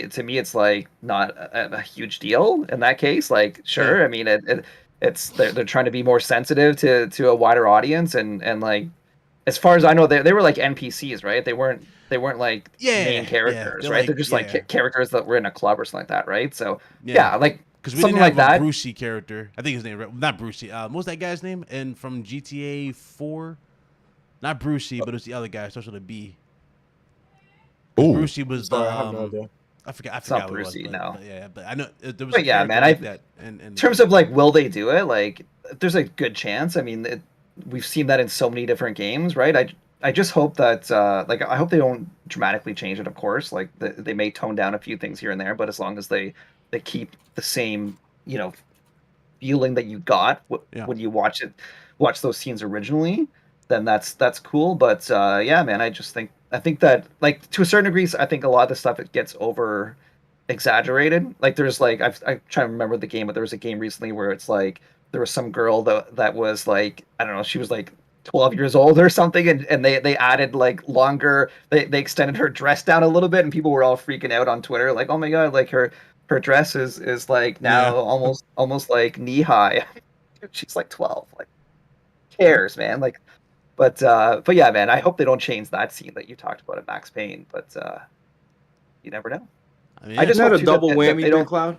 Like, I just hope too that they don't actually change it by platform too, right? Like, like what happened with Martha is Dead, right? On PlayStation. Yeah. It's like they'll cut out content here, believe it. Yeah, like there. Yeah. I at least hope that all three platforms, right? I'm sure it's gonna be Xbox. What they say, Xbox, PlayStation, PC, right? I hope it's all the same game. If it's like there's a little bit extra censoring on PlayStation, then I don't know, man. Like, as you guys know, I play on PlayStation primarily, but if that's the case, like, I'll be going PC or Xbox for sure for that game. Medina, what's your thoughts on it, bro? I have a lot of thoughts on it, honestly, but I want to keep it relatively PC, so I'll just say that I'm anti-censorship in any way, shape, or form. So I'm not for this, and I I hope that this doesn't extend, towards future releases such as, Max Payne and all this other stuff. I think there's certain protected groups that are being protected and they don't want to make fun of, and I think that's pretty much the extent of where this is going to go, and I hope that is where this ends, because honestly, I feel like when it comes to, because GTA and a lot of Rockstar games are parodies, right? The GTA is like a parody of of LA, of New York City, and I think that comedy, is a sacred thing that should be untouched and should just be left alone, and that everything is fair game. Right. So that's how I feel, and that's it, I guess. Like we said on Solidcast, you give them an inch, they'll go what? They'll go a mile. So they'll take a mile, of course. That's true. Gas. Thoughts, brother? If the baby's trans, it's definitely getting censored. And I don't care. I don't care about the topical stuff. I'll always say, and I don't care if people try to cancel me, but there is a lopsided way this conversation happens. And Dave Chappelle revealed this. He showed how lopsided the conversation is. Do not attack the art form, or especially comedy. And that's what Gran Turismo is. Grand Theft Auto is. It's always a comedy. It's like a PlayStation in your mind. Commentary. Huh? You always bring up PlayStation. It's a social commentary. It's a commentary on society. If Grand Theft Auto in the future is stifled from doing what makes Grand Theft Auto so good is because it can tackle things. I'm not against trans rights. I'm against the lopsided way this discourse happens, where you're pandering to a certain group or groups, right? In it, and it's led by corporations who have, whenever corporations really had the vested interest in that, you're attacking the art form. And like Dave Chappelle's bloody closer was amazing, where he gave his story of his trans friend who ended up killing herself because she got attacked by the trans community. And that, to me, this is a fad. This woke movement right now is almost necessary, because a few years ago we were pretty, like, for the people who are in the gay community, you had movies where, like even mainstream, you said the F word, or you said ha gay. That was that movie Hangover. And we went from one way where we were being dismissive and insulting, but still maintain the art form. But then the woke movement kind of maybe rejigged that bit, say, hey, look, we're people, treat us with respect. But then it's come to a point where we're struggling. Western society is struggling to reconcile with censorship. That's what it is. It's a balance right now. It's going a bit too much with the trans community. They're like really not doing themselves any favors. Although I see some grifts within the trans community who are like, hold on, you're actually harming our cause here because we just want to be assimilated and treated as normal, whereas you are actually exacerbating things for us. And they're pointing at other trans activists who are really just trying to become famous and doing it for clout and whatever, their own agendas. It's a balance. And then gaming is now seeing that as well. Gaming is seeing that, and it's a medium that, like, you've had some really good games where, what was that game on Xbox? I haven't played it yet. It was about a trans person. Don't Nod. It's a Don't Nod game. I know. Life is Strange. That one? Yeah. I haven't played it, but based on what people told me, said it's really good. It's like not forcing the thing. It's based for trans people, and it shows like the kids' photos and they're transitioning. That's a clever way of doing it. Not forcing the agenda on you in a way like movies are doing it. Let's cut this out. You're gonna get people who are combative. You're polarizing people in the middle. Then they're going more to one side, and I am with Meds completely. You're harming it. If you go against the comedians are the last bastion of free expression, it seems, in the space. It really is. And you could sit me with the gay right activists or trans activists or any person of color. We're all like everyone's from everywhere. But I don't want pandering. As a Muslim guy, I see some Muslim activists, they'll put a Muslim person, they're like, why? Do some meaningful integration. Don't just give me a surface level sentiments, just a tick box to appease me. There's more to my culture than just the melanin levels in my skin, or maybe one prayer that I do. Just, if you're going to tackle my culture, then do it meaningfully. there's a very frustrating thing happening, but it's a real battle happening in the space. Gaming is actually going to is wrestling with that right now. So your question is really good. Max Payne, on the other hand, is based on more brutality. I don't think they will cut it except for PlayStation because they no, but I mean, no, real talk though. They might censor something. I mean, because remember, there's a baby involved in Max Payne. Yeah. I don't know, man. No, Granted, we never I mean, bro, saw the baby. The little girl gets shot up in the very first scene. Like, true, but baby, I think we're past the point where they're gonna show a baby. Bro, this is art, bro. These kinds of things happen in movies and in books. They're gonna start happening in video games. We can't. Video games wouldn't be taken seriously as a medium, right? Like you have to be able to tackle any topic. And not everything is for everybody. Like it's like, okay, yeah, maybe this isn't suitable for kids. So, maybe as a parent, you should keep your child away from this kind of media and have them play more, every E-rated titles. This is for people like us who can handle. You guys done giving your little PG statement on this dumbass topic? Well, I haven't done yet. Hustle didn't go. I haven't gone yet. Hustle. No, I'll go. You go, Hustle. You go. Blaze, actually, coincidentally, Blaze, I'm with you. Actually, I'm gonna be real with you. This isn't the White Sox hat on, right? This is my conspiracy theorist hat on. Yeah, I remember back in the day, Grand Theft Auto 3, 2001, I do believe, whenever it came out. They actually, Rockstar actually put out like a fake report, and it actually gained so much traction that it gained like national news attention and all that. I think that this could be that again.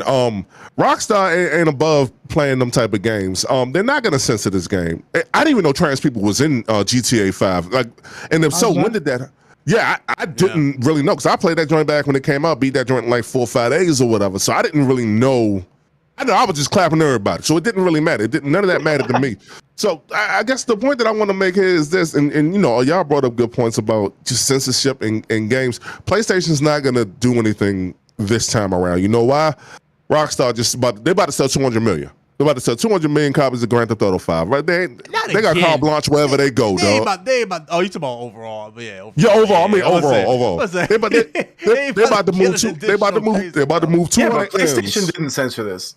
No, and Rockstar censored this. They censored themselves. Yeah, that's a fake story. We want to be real about it. That shit fake, dog. Because there's no way that they've been going for as hard as they've been going for over 20 years now. Bro, the people in charge aren't the same people anymore. Man, I tried that shit. Respectfully. Well, Hustle, he does have Hustle. He does have a point though. Dan Houser left the company. One of those. And the one still is. That's Rockstar was basically 3 people, bro, and 2 of those 3 are gone. Hey, listen. I tell you this. That's part of the appeal of these Rockstar games in general, right? The fact that they're so edgy, the fact that they'll push that envelope, the fact that they will go there when no other game goes there. This is the reflection of society, pop culture, what have you. Like, we gonna hear stuff about the previous election. Hell, we'll probably hear stuff about this election by the time the next game come out, right? I don't see them if they're gonna take it there, they're gonna take it there with everybody. Matter of fact, they're probably gonna laugh at the other people who like, oh, everybody's so sensitive. Let's go ahead and poke that bed. Let's poke that dead body. It ain't gonna move. We got it. We're gonna push 200 more million, dog. Ain't nobody censoring shit, man. This shit fake. Listen, because I was looking at part of that article, right? I Googled it, right? It's fake, B. It's fake. I never even knew that they was in the game. Like, it don't even look real to me. I'm like, what? Can somebody tell me where in this game? Can somebody tell me where in the game there were like people who, I knew there were gay people in the game, but like with trans people. When you say somebody fake, point that out? Are you saying Rockstar didn't remove trans people?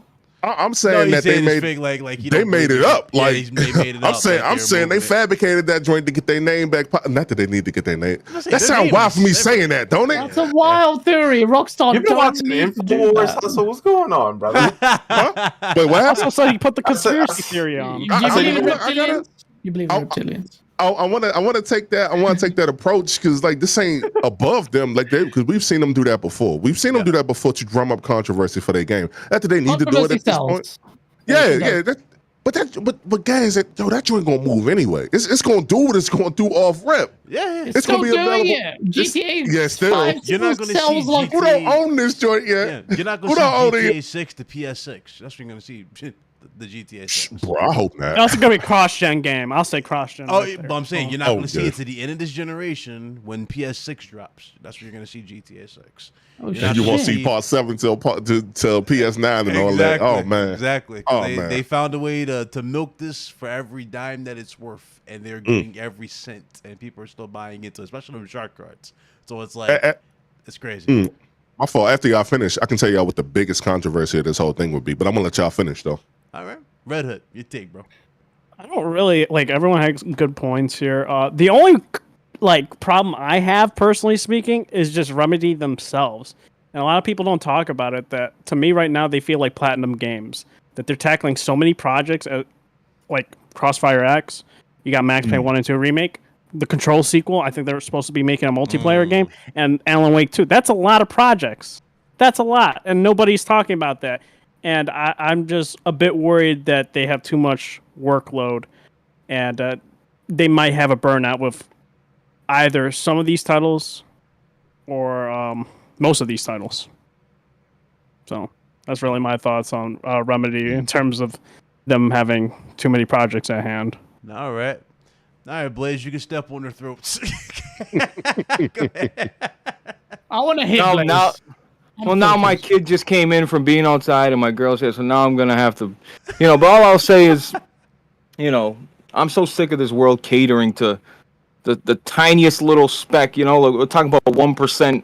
It's like all this catering, and you know what? I used to say the word I would say dude, this water, that's gay. Like that's just my vocab 10 years ago, actually, like a year ago. But it's just that was in movies, that was in rap, it was in everything. Yeah. But now it's like I'm seeing so much pushback. It's like now it's like turning me off. Now I deliberately want to go out of my way to be against the grain because it's just so much in your face at all times. I'm like, dude, and it's like, and Rockstar's the last of the Mohegans. So if they buckle, then it's over. So at the same time, wouldn't that piss a trans person off? Like, why are you removing us from the game? Wouldn't they be offended either way? You removed us from the game? Exactly. So you can't win. That situation's a lose-lose, because if you're removed from the game, why are you taking us out the game?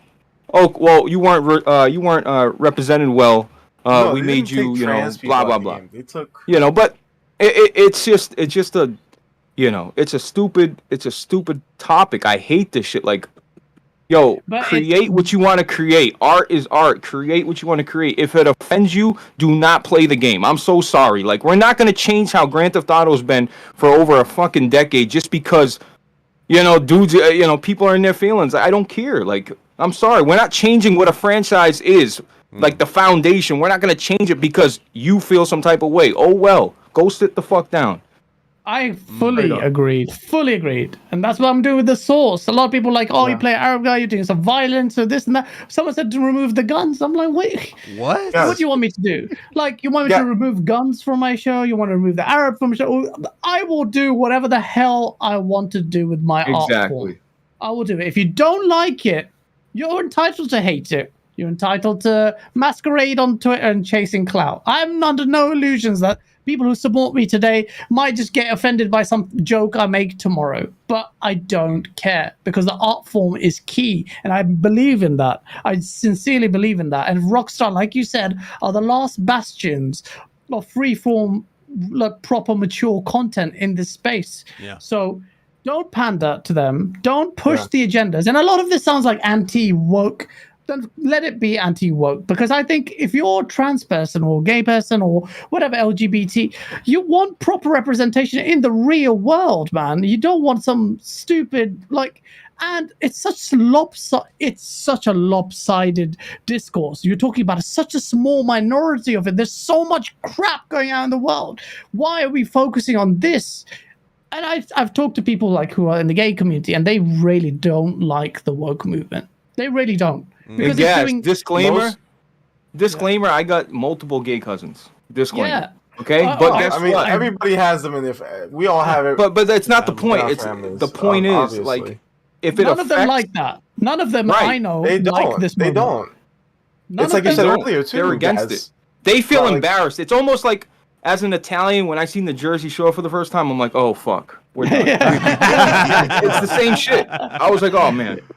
Yeah. No, honestly, like the people I talk to are gay. They're like, they just put their heads down. Like, they're like, in fact, genuinely, they bring it up more than I do. They'll bring the conversation will feature because it's at the forefront of everyone's lips. They don't want it to be handled the way it's handled, and that's a real serious concern. And like the Dave Chappelle skit, like the stand-up was so.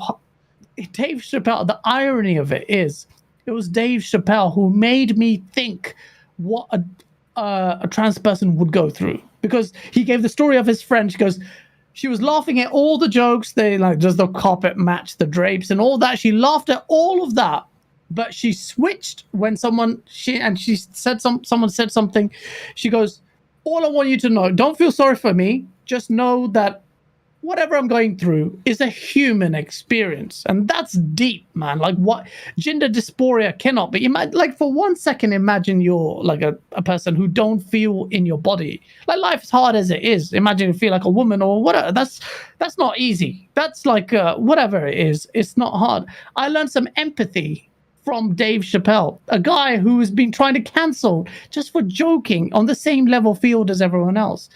Rockstar, do not buckle. Do not buckle. I will be so disappointed if you do. Hey, can I say one thing? Go right ahead. Mm-hmm. I want to respond to Cold Hold Me. They had a game like that. It was called Betrayal. I feel like when you do not Betrayal. Oh my god. What was that game that was on Steam and they banned it? I know which one you're talking Hatred? about. Not hatred. Yes, that's hatred. It was hatred. Yes. Yeah. Yeah. You just wake up, you say whatever you say, and you just not. They're not like they're not gonna I allow hate them. everybody. Yeah, like that whole thing. Like that's a whole different level of pun hatred. That is a whole different like thing. The way like you can't allow nothing like that. Well, Rockstar does, man. Like granted, it's you like listen, man. That whole LBGT thing in there. They better chill out. And like I said, again, I don't think it's a real story because the way they set black people back in that game, let's not talk about that. Like, Grand Theft Auto San Andreas might be my favorite one or second favorite one, right? It's like everybody's. It's up there. That's the thing, and that's the point I was trying to make. Is like, guys, like, but all they did was get all the famous black movies like Juice and it's literally. I know, but that don't mean that it changed my feelings on it. And I love that game, by the way, too. Even with the way they portrayed Franklin, I'm jell out. Even with the way they portrayed Franklin in GTA 5, I was like, what? I'm like, oh wait, so he got to learn. Never mind. Shout out, Hustle. This ain't the platform for that. His homeboy was way more ignorant. Yeah, I forgot his name. But his name was way Lamar is funny as hell. Lamar Davis. He definitely turned out for I love Lamar. I'm like, everybody played as Lamar because Lamar was funny as hell. I wanted to say this, I feel like we're pretty much all in agreement that censorship is nonsense. And ultimately, I feel like the public agrees because GTA, like we said, it pushes the boundaries. It pushes the envelope. It offends people. GTA, it's not like GTA just started offending people now. In fact, this game that we're talking about right now came out 9 years ago, and GTA has been offending people since the origins of the franchise. And guess what? Like GTA 5, as offensive as it is, it's like, is it the greatest selling game of all time or amongst top 1, top 2, top 3? It's up there. Yeah. Like this game sells copy after copy after copy. So who's offended? It's and Meds, you know what's crazy, Meds? It's a large minority. Fuck them. Go on. No, I mean to cut you off, but I also forget all the egregious shit people can do in that game, like run people over, kill people, stomp them out. Yep. They're worried about a little set piece, words, dialogue. That's what the fuck they pick out. Out of all the shit you can do in that game, murder people at the 1,000, shoot cops in the face, and walk away and drive and shoot another. That they're worried about the little words, the little dialogue. The scene was too edgy. Everybody loves GTA, bro. Everybody loves GTA. Everybody loves logging on and just running over every pedestrian they see. Like it's just something everybody loves doing this. And GTA is not going away. And Nah, That's what it is. yo. There's a legit mission in there where you torture somebody, dog. Like, Oh yeah, when you yeah, electrocute that them, was you pretty electrocute them and all raw. that. Yeah, yeah. Trevor was Yeah. torturing. Yeah. that. Love that. Hey, listen. We were talking about brutality in The Last of Us and all that. Last of Us Part 2. That was a little bit hard to get through. Yeah, you had to pull Like I dude's said, teeth I could pull out and all that shit. Yeah. Right. Hostile, you're a softie at wild. heart. You're a softie at heart. I am I'll for give you a real. hug. Give me a hug. Oh man, hey, well, I know Hey, I need one. I'm gonna start crying by the end of the episode. I'm sure. Real talk, the last thing I want to have is a conversation, and this comes back around, right? And we see the next South Park game having to get censored. Because you know how grotesque South Park is. I don't think they'll ever touch South Park. It would never happen. Too many years. You know how I it don't is. think they'll ever get censored, bro. You know how it be, though. This is a good ass. Conversation. Bro, South Park had actors on the staff quit because they got made fun of. Oh shit! Yeah, that's why they killed off Chef because yeah, they made, hey, that Isaac Hayes dirty. Yeah, I ain't like that shit. I ain't like that. they But made fun of Scientology. That's why he left. yeah, and then they killed him off. But oh wait, He's one a last thing. Hey, One last thing. The most egregious thing that the most controversial thing that happened with this GTA 5 thing is that if your online character does not carry over to Part 6, and the online doesn't continue and stay as it is, I think way more people are gonna be outraged at that as opposed to this trans thing. I think so, man. I don't think they need to restart, bro. Like, yo, that's talent. Man, you ain't nobody trying. You know how much bread they put into that? Anybody trying to restart? Oh well, they don't care. Bro, they had 2 generations to play the game, bro. This game's been out for sorry, not to swear. How many years has it been out? They've had their time. People gonna be like 9 years, and you're saying, "Oh no, we can't carry our game for perpetuity." What? Now give us GTA 6 new characters, fresh slate, loads of new mechanics. I don't care about my characters and all the people who had their shot cards. Screw them. It's gonna be in a different location. It's gonna be in a different location, so it has to change. You can't take your condo and lift it up from the ground from Cali and bring it to. Disagree. You know what I mean? Dude, look at what Destiny did, Meds. Look what Destiny did. Bro, I think there's a big chance that they carry over the multiplayer of this game over to the next game, just like Overwatch 1 to 2. Like Overwatch 2 is literally just adding a campaign, and the multiplayer is the same exact multiplayer. But the graphics are way different, man. What's stopping Rockstar from doing this? Bro, they can carry over. Why would they do that when they can make way more money? They can make Rockstar is Rockstar, bro. Maybe They're gonna make more money. They're gonna make way more money selling you the same shit you already bought. What are you talking about? I think it's doable. I think it's doable. We'll see. Well, there's theories about the online, like having different areas you can fly to with the open worlds being way bigger. That's what I'm saying. Maybe they can just add the city that wherever GTA 6 is in and add that to the online, and you can travel between Los Santos and whatever city. Okay. Like, it's doable. But GTA's always had a different location. Or they went back to another location and next gen. But they're probably gonna go back to New York, dude. It's been enough time where they'll make it. I don't know. Hey, since we my fault. Oh, you good combo on that. I'm gonna move. I want everybody to take this energy. I want them to direct this towards this real quick. Now, this was going around for Xbox, but then it got pretty much confirmed for PlayStation as well. So I'm going to go ahead and start with the origins of this report, and Reddit know exactly what I'm about to talk about. Oh, yeah. Ads. The ads in video games. So reportedly, it was going around for Microsoft that Microsoft was looking for ways to implement ads in free-to-play games, and this was a big thing everybody was talking about. I saw a bunch of ridiculous takes going around, and then it's less than 24 hours later, it was also confirmed for PlayStation that Sony was looking to do the same for free-to-play games. Now, first of all, BitCloud, Microsoft's been doing this shit since the Xbox One. Okay, have you ever played what's the game called? The game that puts you to sleep, the Alan Wake shit. I'm trying to talk about Quantum Break. Alan Wake, the he's talking about what's it called? Alan Wake. No, Quantum Break. Quantum Break, bro. In Quantum Break, they literally got a TV full-blown. No, they got full-blown model Nissan cars. They got Nissan billboards in the background as you're playing. They did the same thing in Death Stranding. Yeah, I'm saying they did it with Monster. They did it with Monster. They did that in the first Infamous game. You got subways everywhere. Yeah, so a lot of people are upset. Yeah, a lot. Of I think it's fine. Yeah, I'm saying a lot of people are upset about it. Let me just. I like that. I think it brings realism to it. If a lot of people are acting weird it's over product placement, who cares? Whatever. Like movies do it all the time. Yeah, but if I'm not watching literal commercials, fine. Yo, Med, you know what the biggest mods are on PC? Is adding like Grand Theft Auto. You add like a 7-Eleven, a real store, a GameStop, like a real store. Like that brings immersion. Like you know. Yeah, it is what it is. Yeah, if it's placement, I don't think it's that bad. Product placement is not that bad.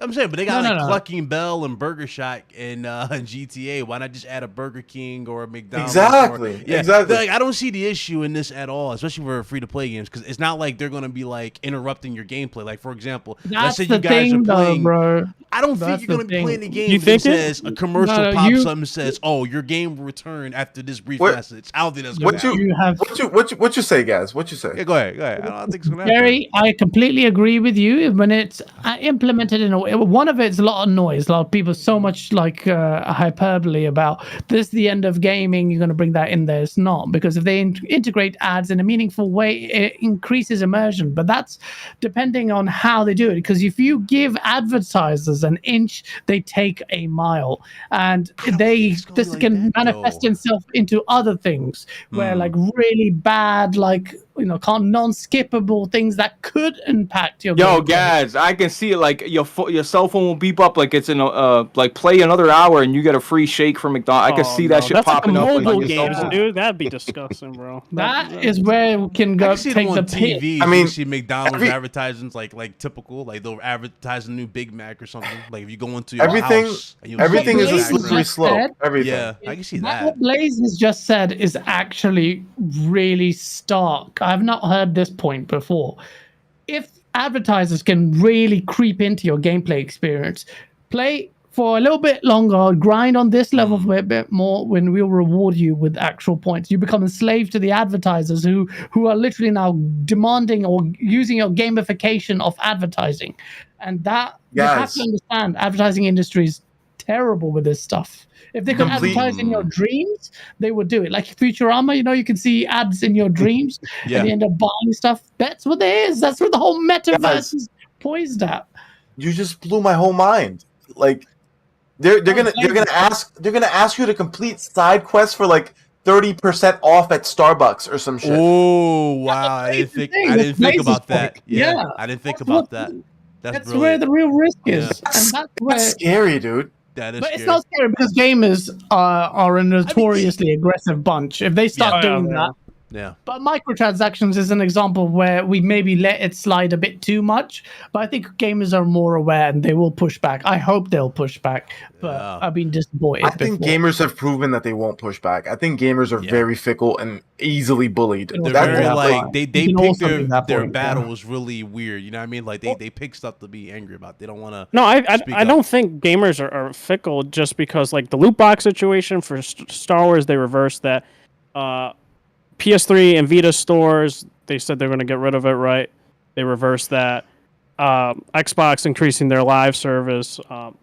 Xbox fans fought against it. Mm-hmm. They reversed it.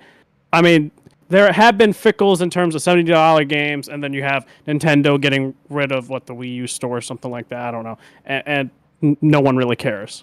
So, but I think when it comes to something like this, fans will just say, no, we don't want this, nor will we play the game. Okay. That ain't going to happen. If it's a Grand Theft Auto game, they're saying free to play game. I disagree because eventually you can always, again, this is like maybe like super far in the future that we're all dead by this point, but like eventually you can like say like, hey, watch this ad, to play the next 10 minutes of our game, or just pay 10 cents and skip it and keep playing. And dude, there's enough people who have the disposable income to hit skip on every ad ever.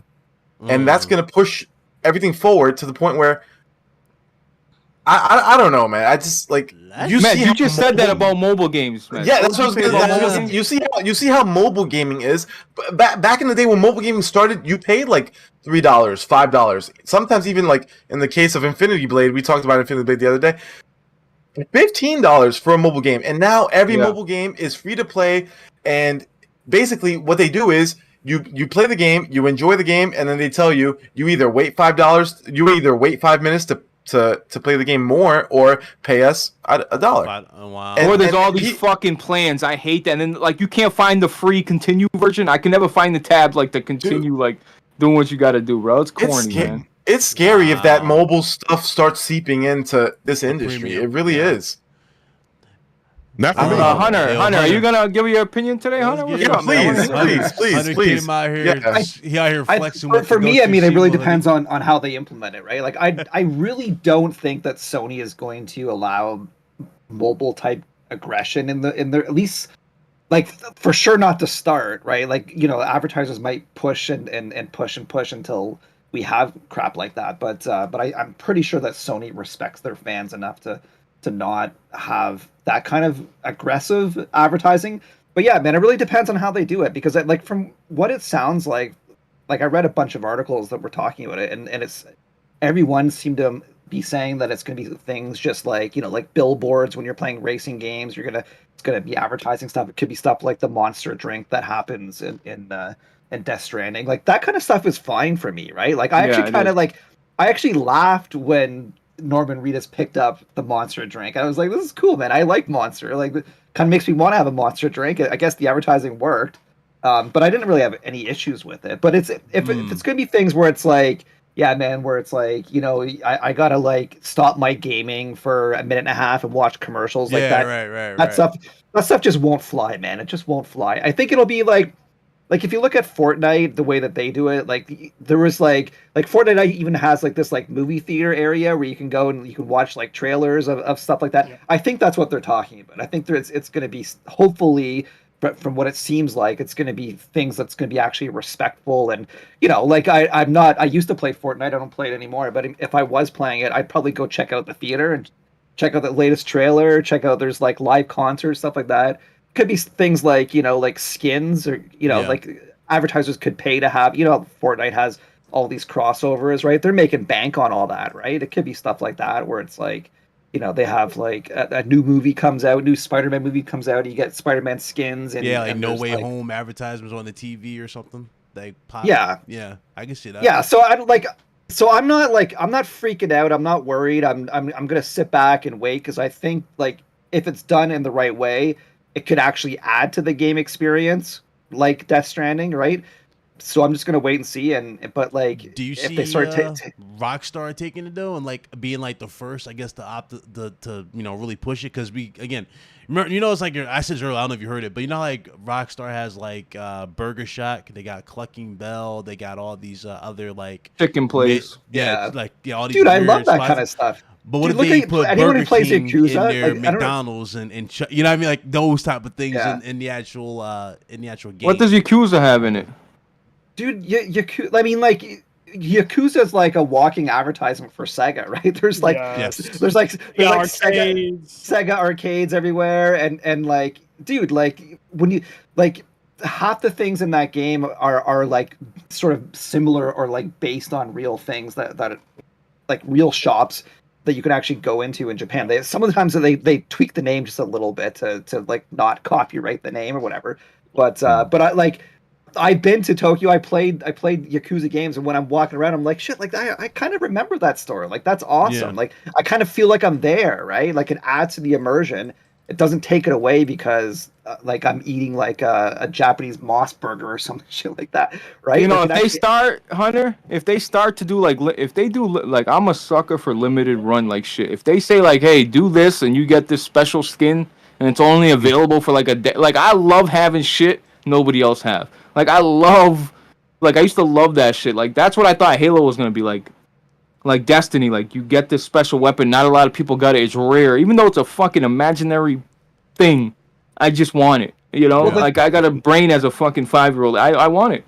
Like the thing is too, like where it can also add immersion as well. Like I'm thinking racing games, right? Like you can actually, if you have billboards of like, you know, the next big movie that's coming out, right? Like go back. Need for Speed, he had that.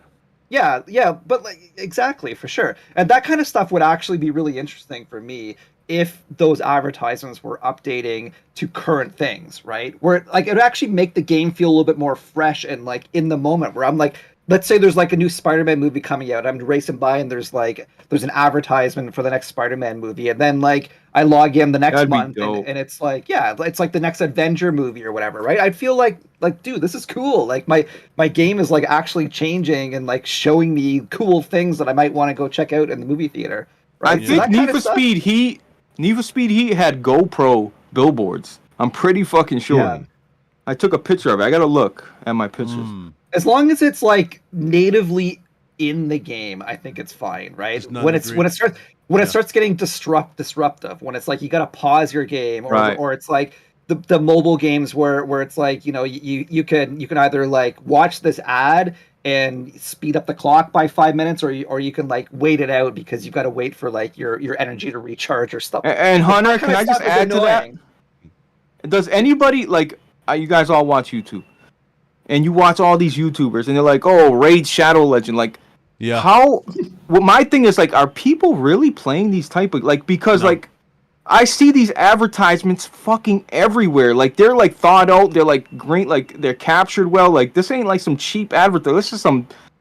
Like I'm like, who's playing these games where they're everywhere? Like I see mobile game advertisements everywhere, all over fucking YouTube. People are promoting it. Like I don't even care. Like if Raid Shadow Legends, hey, you want to hit it up before the Solid Cast? I'd be like, absolutely. But like, who is playing these games? Who? People abroad. People who are not your hardcore gamer, who are in your inner circle of friends who you can typically identify with. Bro, people in all corners of the world are playing these games. That's why they're so big. Garbage, That's why they're so profitable. And the other thing too, mobile gaming is fucking garbage, bro. It's so bad. Like, there's a couple cool flick games with the, some soccer games where like. It's more profitable than console gaming, and a lot of times also console folks have a hard time understanding that like PC gaming is also more profitable than console gaming as well. It's like the big blockbuster AAA experience, that's not something that reaches a worldwide audience. You know? Yeah, and I was gonna say too, like just to add on to this, I think for me like it really depends also to the genre and the focus of the game. Because if I'm playing like a Grand Theft Auto that's like, you know, a parody of real life, then sure, like I'll see stuff like that. It's fun, right? But if it's like, I guess like the Death Stranding one is kind of like that's like a sci-fi, but it's still sort of like based in reality, so it still kind of makes sense, right? But if I'm playing like a fantasy game, right? If I'm playing like, you know, Elden Ring or stuff like that, like I don't want advertisements and that kind of stuff. Right. Like, you don't want Monster in Elden Ring. I don't want title screen advertisements. I don't want anything. I don't want to like even anything that reminds me of Earth in this game, right? Like that's it depends. Fact. So it depends. Like racing games, like games that are set in modern day, like those kinds of games, I think are pretty ripe for this kind of stuff. I can see Call of Duty pushing this shit like no other though. Like, you know, you go, especially in the modern time, like you go through the towns, you might see like Monster drinks, Coca-Cola or something, and you just, you know, I can see them pushing that heavily. Dude, like look at The Last of Us when, you know, there's like the old like ancient billboards. PS3. Yeah. Well, yeah, the billboards too. Yeah. But there's like a PS Vita that you find in the game. Bro, so fire, bro. My PP got so hard when I seen that. Dude, that stuff was so great. Awesome. Like, I'd be cool if instead of like, I don't know, instead of a PS3, it was, I don't know, like a Sony Bravia TV or like an LG TV or whatever. You know what I mean? Like an advertisement in that sense where you're like, damn, that's kind of cool, man. There's an LG. Yeah, like PS5. They'd be like, hey, Joe, what's that? Or, you know, whoever, they'd be like, hey, what's that? Oh, that was an old... I think they did have a dumpster full of Xboxes in Last of Us. I thought Oh, man. What you about to say, guess? You imagine that. He dreams of that. That's I know, Meds and Gaz are the little Xbox guys. Look at them. They almost look alike. Look at them. Trash bags. I was going to say the only thing with the advertising is advertisers or brand companies like that are very protective of their brand. So they may, like with Clucking Bell, you could take the piss, you could have fire shootouts there, make fun of the brand. But if you have these brands integrated into your games, you may have you might be stifled in terms of creatively developers from taking or doing things in the game. You know, like car manufacturers are a prime example. They're quite averse to damage in cars being shown. That's why it's held back a lot of damage modeling in races as well. And it's not the technical point. It's really advertisers or car manufacturers kind of imposing that limitation. So you could see potentially if it becomes really widespread, where it becomes a problem, like, oh, we couldn't actually destroy that billboard because it's got McDonald's on it or something. So it's just something to bear in mind. But yeah, I mean, it's just something to keep a keen eye on. I'm glad though that gamers, at the one point I see the gamers outrage, I'm like, just calm down, just relax. But at the other end of it, I'm like, well, just keep a keen eye on it. Yeah, wait to see how it goes. Yeah. I agree with you. I agree with all of you. Everybody killed it as always. I do want to get this one out here. This is a quick one. I just want to hear everybody's thoughts on it. So we heard from one of the GOATs. He came out of retirement just to talk about the industry for a change. I would love to have him on RGT, I ain't gonna lie. But Jack Tretton blew my mind. He was talking about the acquisitions. He was talking about live services, E3 and everything. And even his new company and whatnot. Now, to summarize what this whole thing was about, he just basically gave his 2 cents on the whole situation, especially Sony going in towards this service battle type of deal. And it's funny when he said this because as soon as he said this, Sony announced that we're going to get the I'm also just throw both these topics in there, but they said that we're going to be getting the update for the new tiers for Plus in about 3 weeks. That's going to start rolling out in Asia, I think. That's what they said. So, anyway. That's so exciting.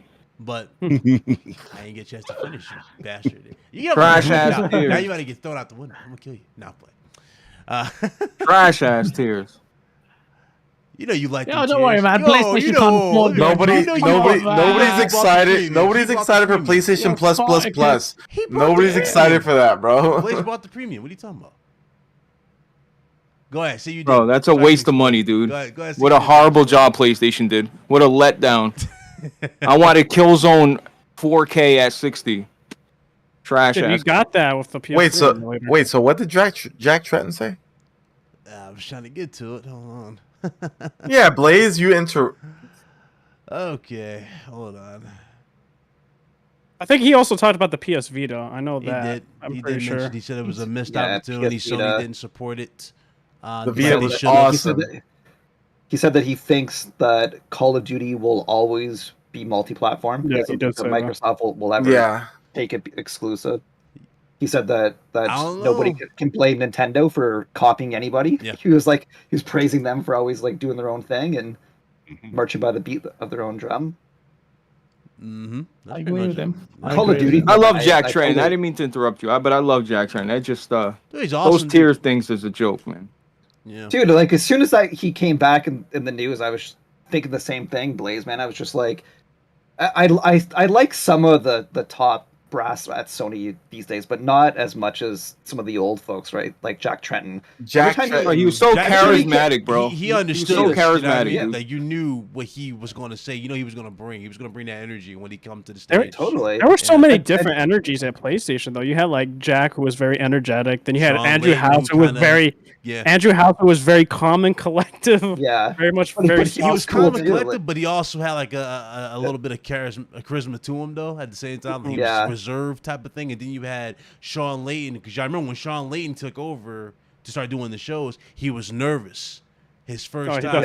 Yeah, but Big Cloud. Then Xbox had Don Matrick. Oh my! Yo, shut up. Don was good until he screwed up. Don was good in terms of in the public, in terms of talking and presenting. He was good. I wouldn't say that now. I wouldn't say that. And what I mean was not the Xbox One. I meant before that. I would say before the Xbox. He did a good job, man. Great. His legacy for his life is it's the Xbox. Xbox 360. We have something for you. It's called the Xbox. That's his legacy. No, back to Jack Tretton. Jack Tretton is literally the GOAT in terms of PlayStation executives. Okay, straight up, period. They were in the hole losing $300 per console. He turned it around, started a string of awesome exclusives. They didn't sell well, but it set a precedent. It set a standard. We're putting out awesome first-party exclusives, and we're dropping them 3, 4, 5 times a year. And ever since then, he passed the torch, and PlayStation's been dominating ever since. That guy's a king, as far as I'm concerned. That's the thing that killed me, though, because when he left, it was like, it felt like a domino effect, I guess, because after he left, we had Andrew leave. Didn't Andrew leave like midway through? Or yeah, was midway it through. Yeah, years after. It was like. I liked Andrew. Jack Tretton was the best one. Jack and Jack was the best. Jack was the best. Jack and Layden. Those two, the goats. The only person I like now at Sony is Shu Yoshida, and he doesn't really do much. I mean, didn't they demote him technically? I feel like he's still in charge of indies, but I think they changed the name. Well, no, dude, he was in charge of the first-party studios, and now he's in charge of indies. He's like a water boy now. But you know what, dude? It was definitely a demotion, but I actually think he's happier, right? You like, think so? Dude, like, yeah. I know he loves indies. I know that. He loves indies. Honestly, not for nothing. Like I've heard about this before. But correct me if I'm wrong. Like I've heard that like if you work, like if you're Japanese, right, and you work at a company for a really, really long time, you reach a certain age, and they give you like a job that's like just really, really easy to do, and they just let you rock, and basically you just keep working at the company, and you're basically halfway retired. Yeah, you just ride. But yeah, I feel like that's what they did for Shuhei. Like he put in his work, and now he's just hanging out, chilling. It kind of feels like that for Kai Sarai, wouldn't you say, Mets? Because remember how Kai Sarai was with the company from like it felt like he became Sony president, CEO, period. like CEO of the whole thing, and he was on the board of directors. I think he still was, or still is, kind of on the. Well, he retired. I think he's retired now. Yeah, I think he's retired now. He was on the board of directors until the PS4 dropped. But he's younger than Shuhei was. Yeah. He's younger than Shuhei is now. Yeah, that's true. That is true. So Shuhei's just hanging out playing indie games, man. Making money doing it. That's awesome. He loves the Steam Deck. Y'all noticed that? Like Shuhei, he always showed off the Steam Deck. Is the goat. He was showing off God of War, and he was showing off all these. I'm like, I see what you're doing, Shuhei. I see what you're doing. But he's playing his. I like one thing I love about Shu is like he's always praising the competition. Yeah. Right. Yeah. Like he's like the first person that he's like, oh, like congratulations, Phil, and he'll like have a nice chain with him, and then you'll see like. Do you see like last couple of weeks he has all these like photos of him like hanging out with Xbox folks and just having like dinner and whatnot. Yeah. I was at the BAFTA Awards, right? Like he was like Tim Schafer and all them, and and some people were like console warring in the replies, and Shu just replied back, and he's like, dude, he's my friend, he's an industry fan, I don't care what fence he's on. Real recognize real, man. You see like real developers out there, you gotta go shake their hand, you know. That's break true. bread. That is absolutely true. I feel like, man, Mads, they kind of do that over here too. Like if you work somewhere for a really long time and you have enough cachet or clout or whatever you want to call it, then instead of them just firing you, they'll say, hey, you can just go do this until it's time for you to go. But they'll, you know, as long as you ain't did nothing crazy, so they'll do that over here in America too. Shout out to the people who were console warring all the time, even though and I learned this from Red Infamy. Shout out to her. Like even though these executives like really be kicking it, getting along with each other behind the scenes and all that, so they don't stop console warring. Brush your teeth first and wake up. Go to work or something. Don't listen to him. Carry on console warring. Man, y'all got it, man. Gaz likes this shit. Gaz likes this. Y'all got it. Gaz wants to see the world burn. That's all Gaz wants to see. I ain't got the energy for it, but I got all the energy for it. I don't know. It's always like one of those things in terms of like Shuhei in particular. And I know I don't want to like turn this into nothing else, but in terms of Shuhei, it's good to see granted he did get demoted, but it's good to see him not just unceremoniously. I hope I said that right. Get kicked out. Yeah, get kicked out like Sean Layden did. We still don't know what happened to that guy. Like, that was wild when they was just like, nah, you send this tweet out at this time. Don't you dare worry about it. You better not say nothing else. Like that to me was just wild, man. And who knows? But Jack Tretton, okay, so you guys have to educate me. Jack Tretton was in the early PS3 days, correct? Yeah. He was there basically from the beginning. Oh, from the very beginning. Yeah. A lot of those like folks were there in the beginning. Like I think Kaz Harai. Like go on. Jack was actually, I think he was at Sony for something like 25 years or 30 years. Yeah. He was like he was a Sony lifer.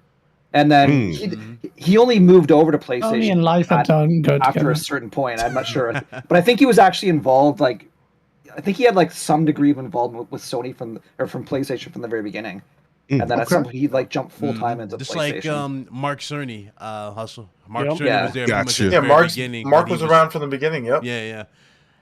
The guy's Damn, weird. imagine that. Mark went from making Crash Bandicoot, and years later, this dude is the lead. A lot of system these architect guys, on PS4 yeah, A lot of these guys, That's is what they crazy. do. Like Phil Spencer was around like Xbox forever. Yeah. And the man who passed away, I forget his name. He was like an awesome president for Nintendo. Iwata? Iwata was a programmer like back in the days for HAL Labs. Like Iwata, like these guys.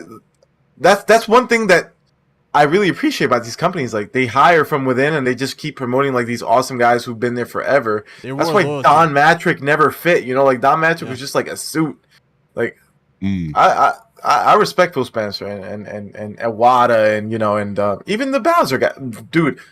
His last name is Bowser. His last name is Bowser. How crazy is that? His destiny was set as soon as his name was Bowser. It was already set.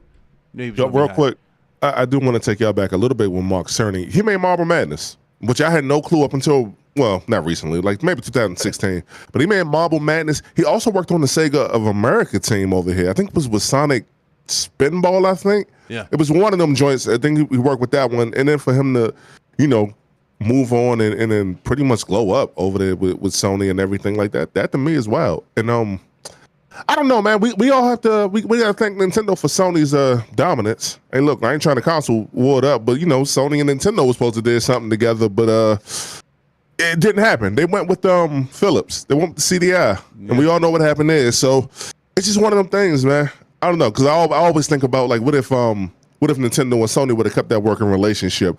I guarantee you, Naughty Dog would have had Metroid by now, and it wouldn't be as in shambles as it is right now. I just say that if I don't know, I'd be having like a weird like draft in my head. Like, what if this one made this console? Though it would be a handheld. Well, You know what I'm saying? if we're also thinking that way, then Microsoft and Xbox wouldn't be a thing either. Because probably not. Yeah, that's true. Because it's so weird. Like all these companies try want to get into the gaming market, and then they try to get partnerships with the like console manufacturer, and they say no. Then they make their own console. Iterations, Yeah. That's good. Well, shit. Not much else to talk about, guys. Oh, well, there was an update on Wolverine. They confirmed they are now pretty much starting mocap on Wolverine, so that's awesome. So I expect something from that soon.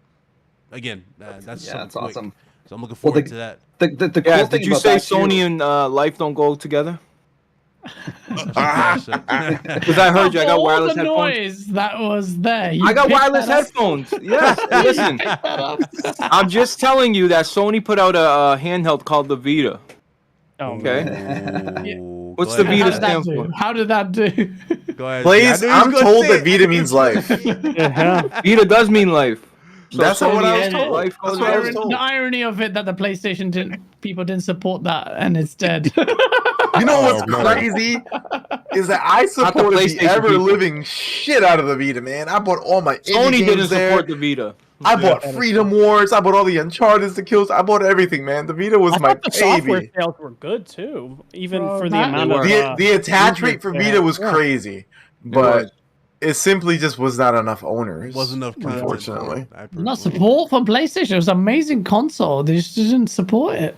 Hey, that was old Sony. That's PS3 Sony. No. Oh, It's telling you. Sony for I'm it's telling Sony from now on forever because they're never making another portable. I don't think I so. wish they Listen, would, but it's not If happening. they did though, it would sell like hotcakes. I guarantee it. Yeah, like the Vita, right? Come on, man. What's happening with PlayStation VR 2? Do you think that's going It's to be like good? they hit the fucking jackpot with the PSP. The PSP was just perfect for what it was. Well, that and it was homebrew. Like you're Yeah. able to homebrew it, and that's like one of the big selling points that people bought it. It wasn't a Sony selling point, but it was a I don't think dudes Sony were homebrewing dudes. like that. How you think they were right here back then? Like I'm sure there was a No. few, but Actually, the Sony PSP only sold well because of homebrew. Yeah, I can vouch for that. doubt it. Oh yeah, I yeah. don't- It's absolutely true. What was the one that slides, Mets? The one that slides up? That was the Go. Go. That was the When PSP the Go. Go I actually dropped, have one of those at the house. Especially, that is another one.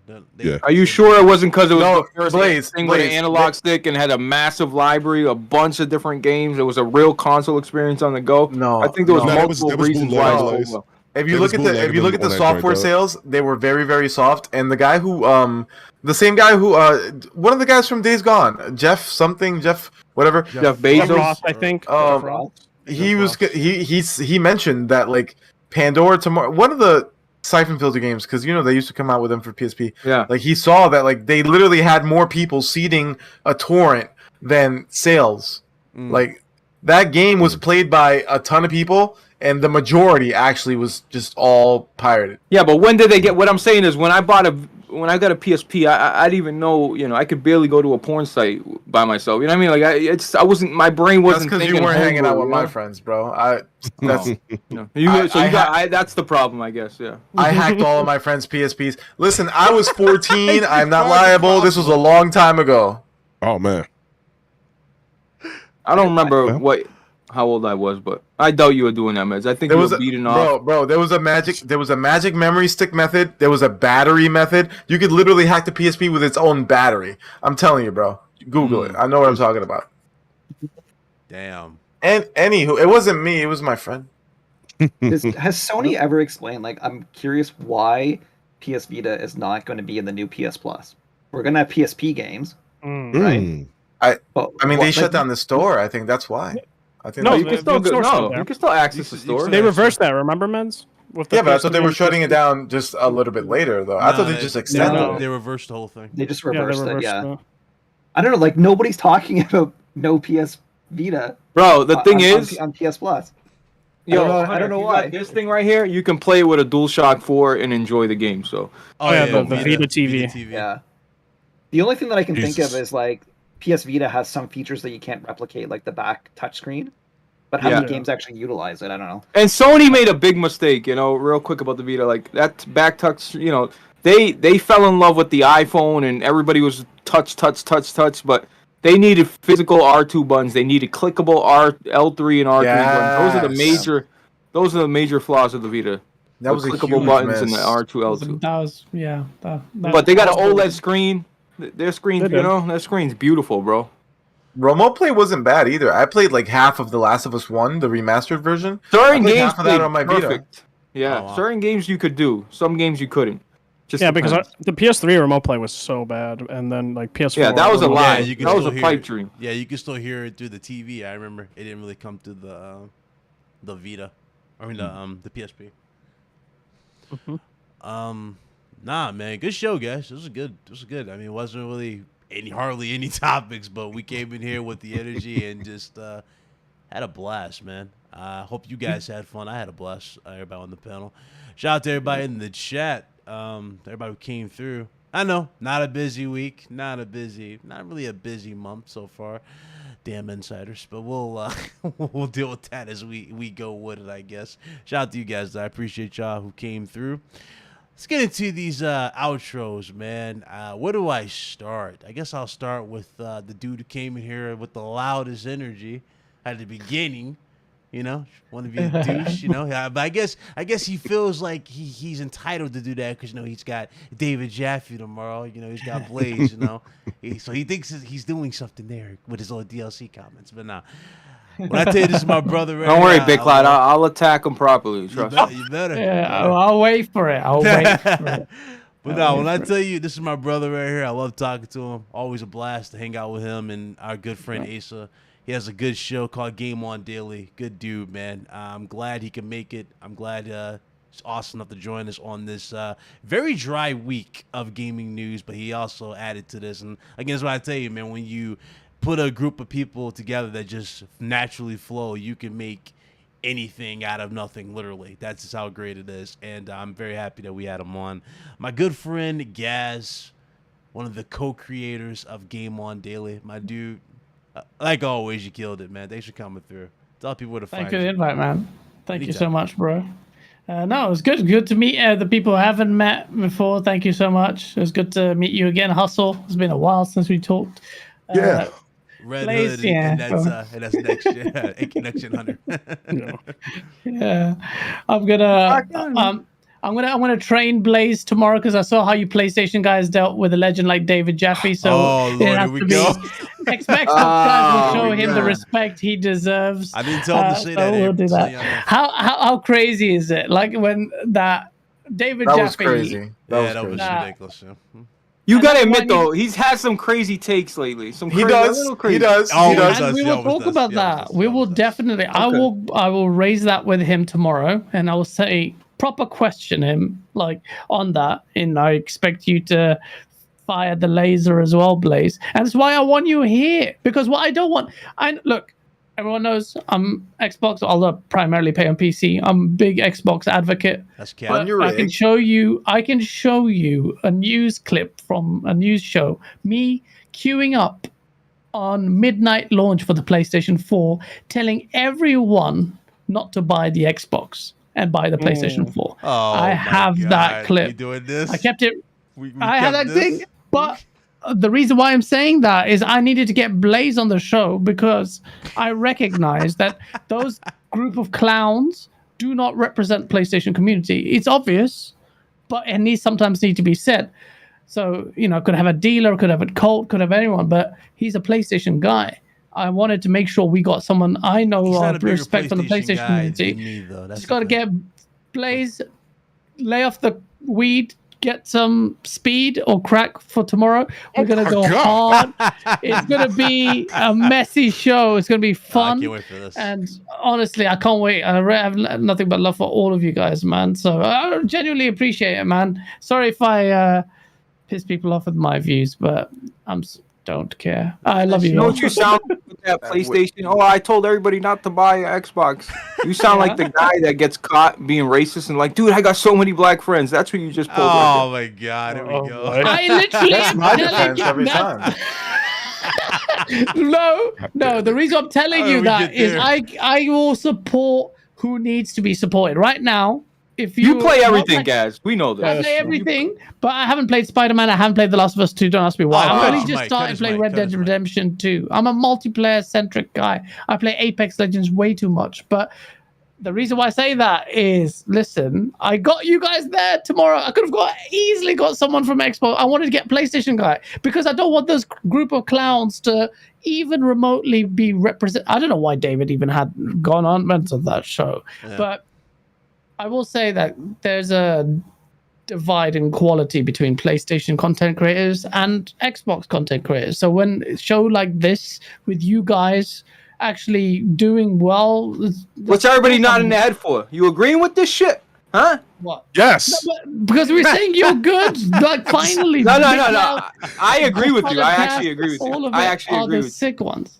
They're the sick I actually ones. agree. PlayStation guys suck at editing. There's a lot of What you trying to say? My editing's fire. Hold up. My editing's fire. What you trying to say? What's wrong with my editing? Who? You admit you're a opponent. No, I'm not a PlayStation. Oh my god. I'm done. Oh come on, bro. There's a PlayStation community in terms of content creation, in terms of quality. You're not with the edits. There's no one there, like hardly compared to the Xbox. You haven't got that many. We have Robin Gaming. Robin Gaming is really, really good. Robin Gaming hasn't made a PlayStation video in 3 years. Well, Robin Gaming be reacting to some anime shows. Like, Robin Gaming is great. You should definitely look him up. He's great. He's a good guy. Robin Gaming's awesome. Look him up, guys. He's great. Hey, you're good friends. Robin Gaming. Yeah, look him up. He's Robin Gaming. You don't know Robin? Yeah, that boy's the Uncharted god, boy. I say. Yeah, he was a big Uncharted dude. Big. Robin was the one guy making good PlayStation. Actually, that's not true.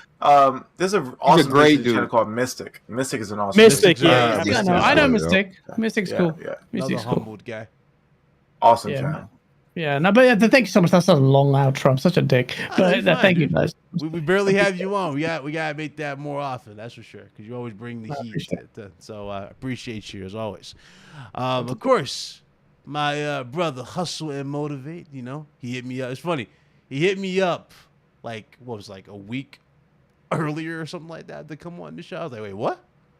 I was like, Yeah, oh, it was dude. Like, earlier hey, this week. I was Yeah. like, no, anytime, man. You ain't gotta ask me. Look, you just show up. You can, like Mez just did in the chat. Yo, Big Cloud, let me in. Dog, you in? Just jump in. I don't care. Pull up. See how Big Cloud wants to see you when he wants to see you, man? That's crazy. Never mind.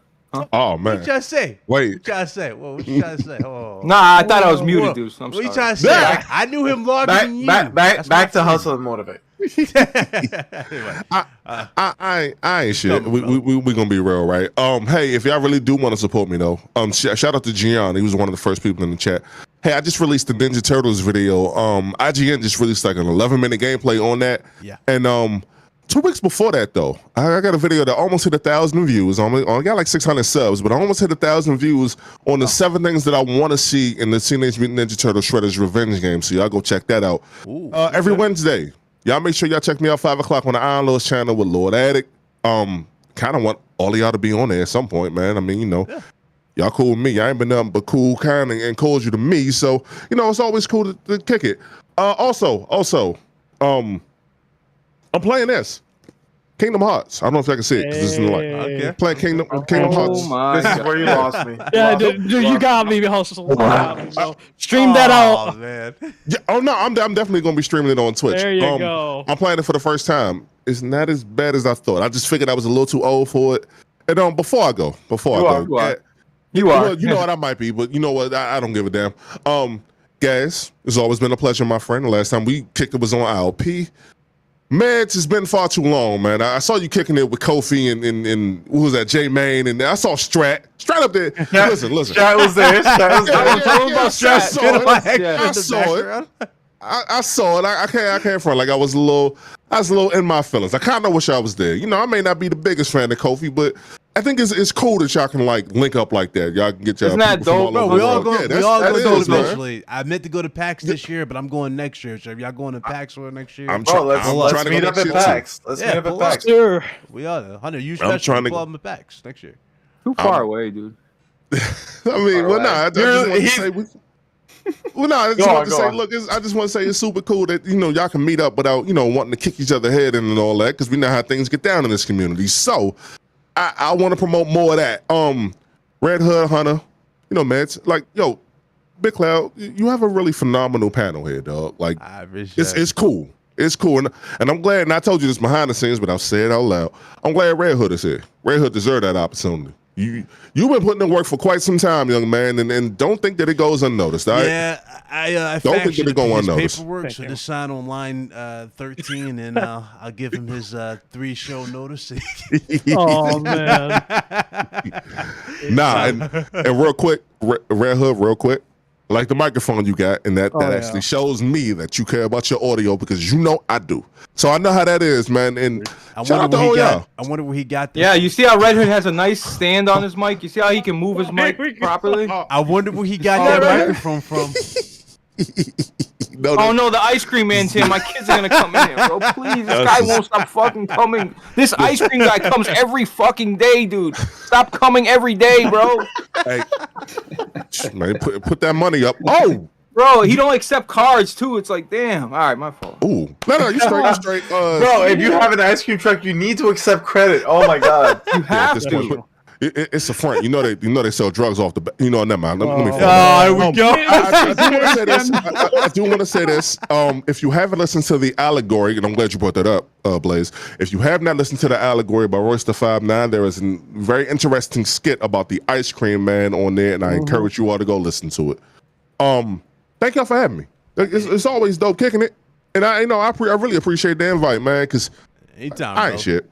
Well, we gonna be real. I ain't shit. And Big Cloud, we all ain't shit. Hustle, we all ain't shit, bro. Hey, but for real, Big Cloud, hey, shout out. You helped me quite a few times behind the scenes, and I really do appreciate it. And I'll say it publicly, but yeah, you've helped me and save some money, and things are really picking up. Things will be picking up. Follow me on YouTube and Twitch and Twitter, Hustle and Motivate. I'm dropping more. Drop it in the chat.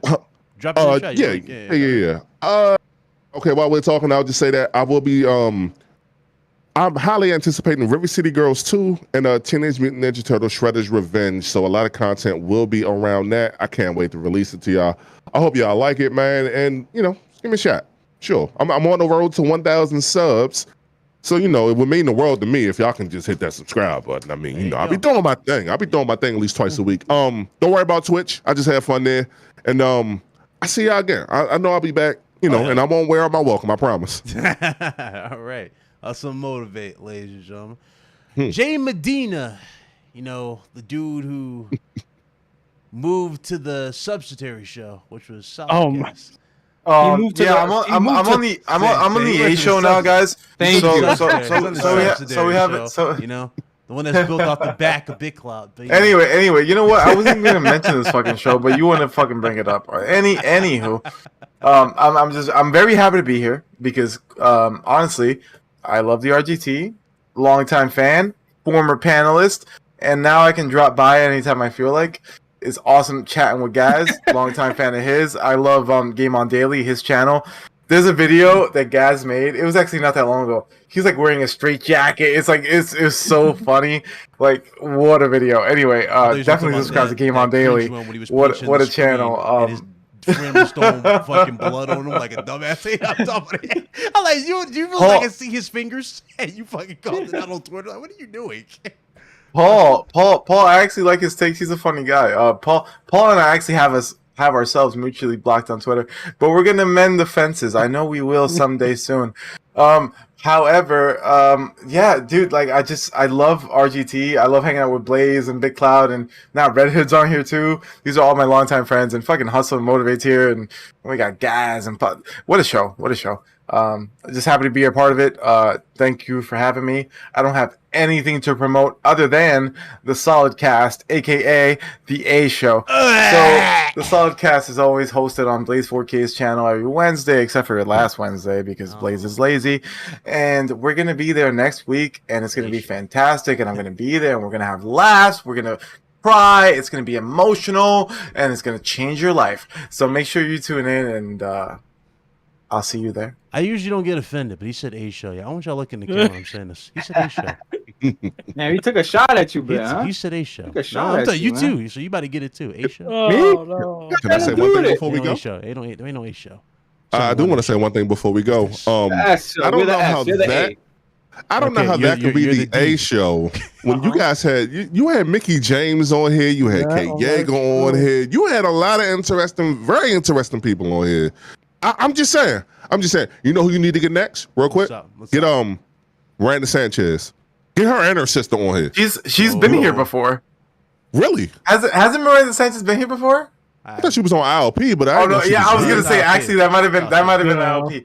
But we can make that happen. We'll talk after this. Yeah, right. I'll ask for sure. All right. Hunter, aka Next Gen, my brother. What's up? Tell the people to find you. I think I actually missed the first part where you guys were talking about God of War, so I was like, damn.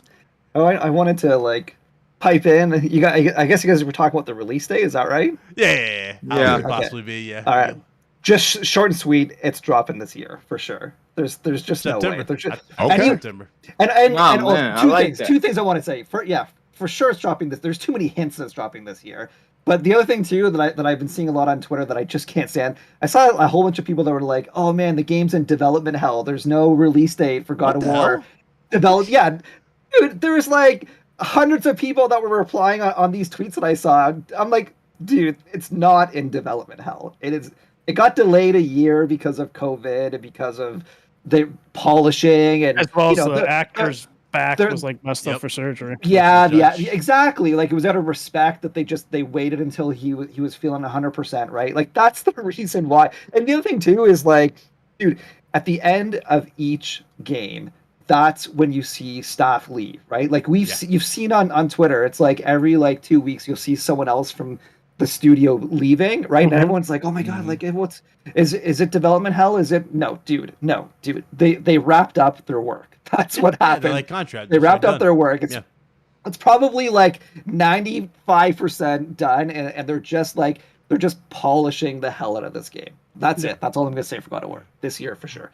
But we just want to say thanks, man. Like this is my favorite time of the week. I love chatting with you guys. I love Hustle, man. Like it was great to chat with you. You were saying about like, you know, promoting positivity and just like not attacking each other. Dude, that was exactly, I talked to Bit, like I've been talking to Bit for like forever on Twitter, and I was just like, he had to be on the show like a year and a bit ago, and then I was like, dude, like I got to get back on the show because like I'm so sick of people attacking each other. Like I don't want to attack anyone. I wanted to talk about games. I want to have fun. I'm not here to like shit on people and cause drama. If you want drama, see that gas? She gives me compliments. What do you do? Don't watch. Shit on your chest. Facts. We're gonna have some hot takes and we're gonna have some cool things to say, but like we're not gonna be just attacking the hell out of each other.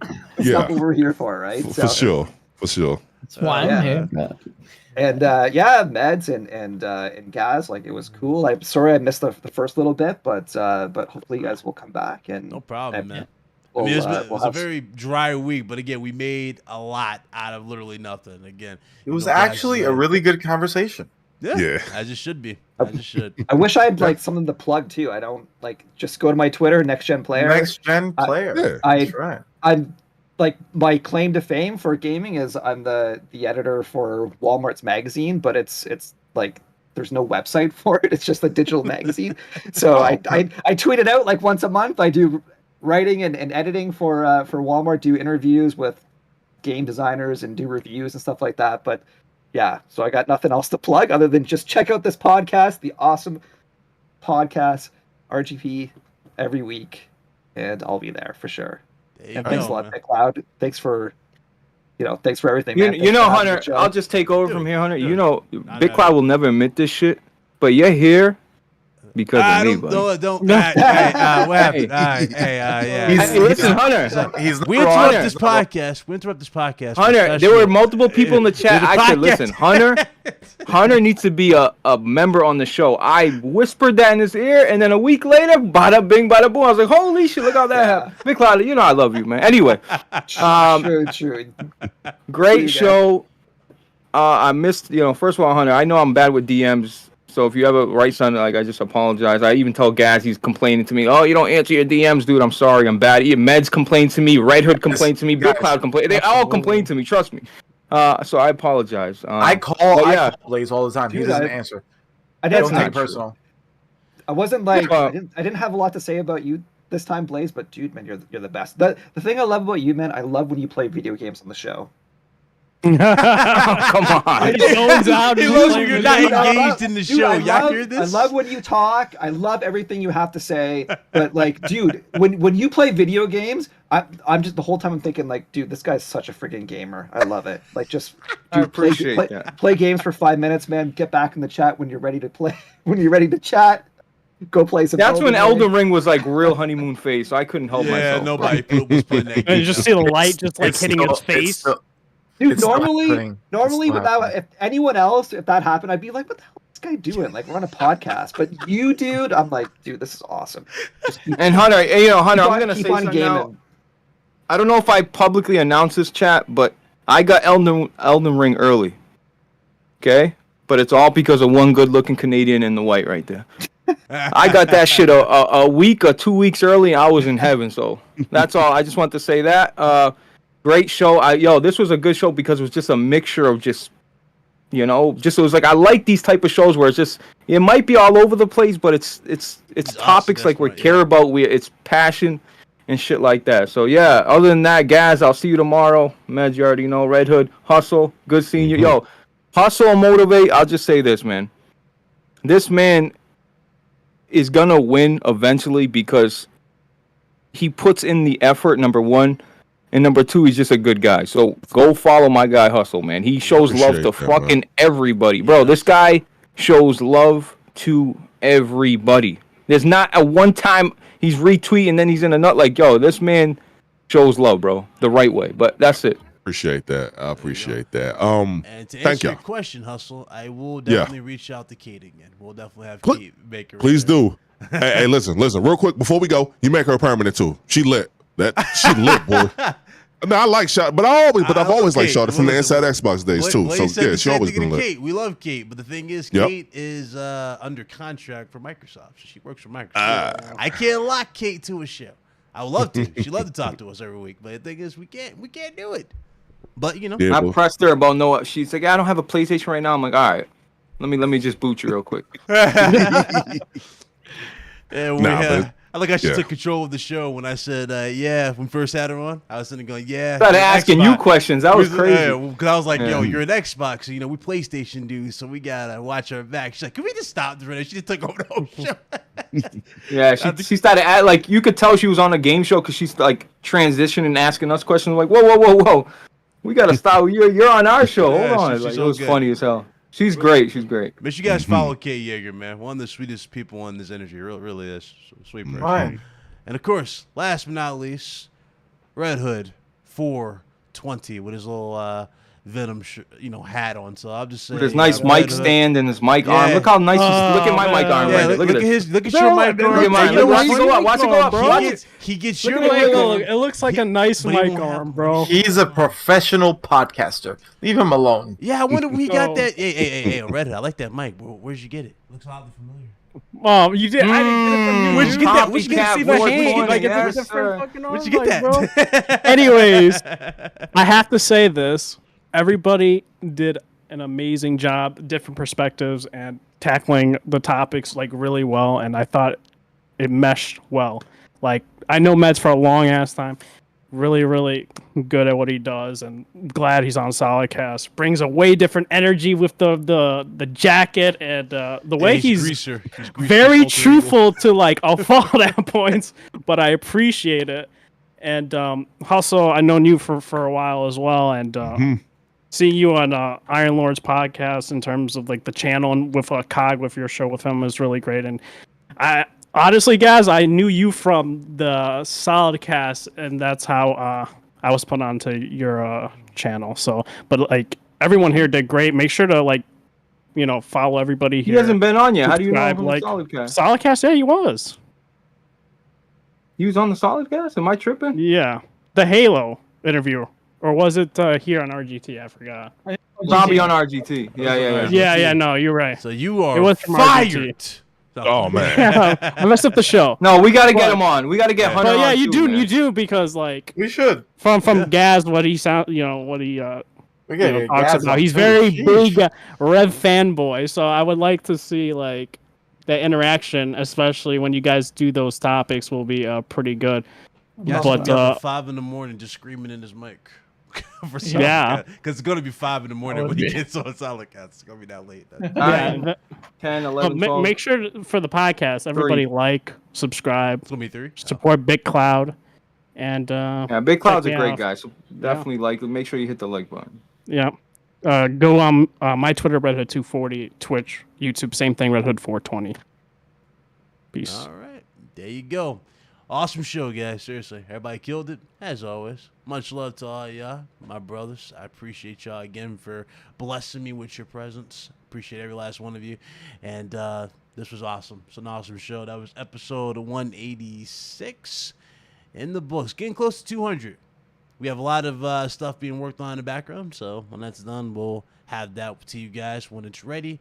But as far as me, you already know where I be. I work for IGN, so that takes up a lot of my time aside from YouTube. So I hardly have time for YouTube, it feels like. But it's funny. Every time I tell you guys I'm back, I don't show up.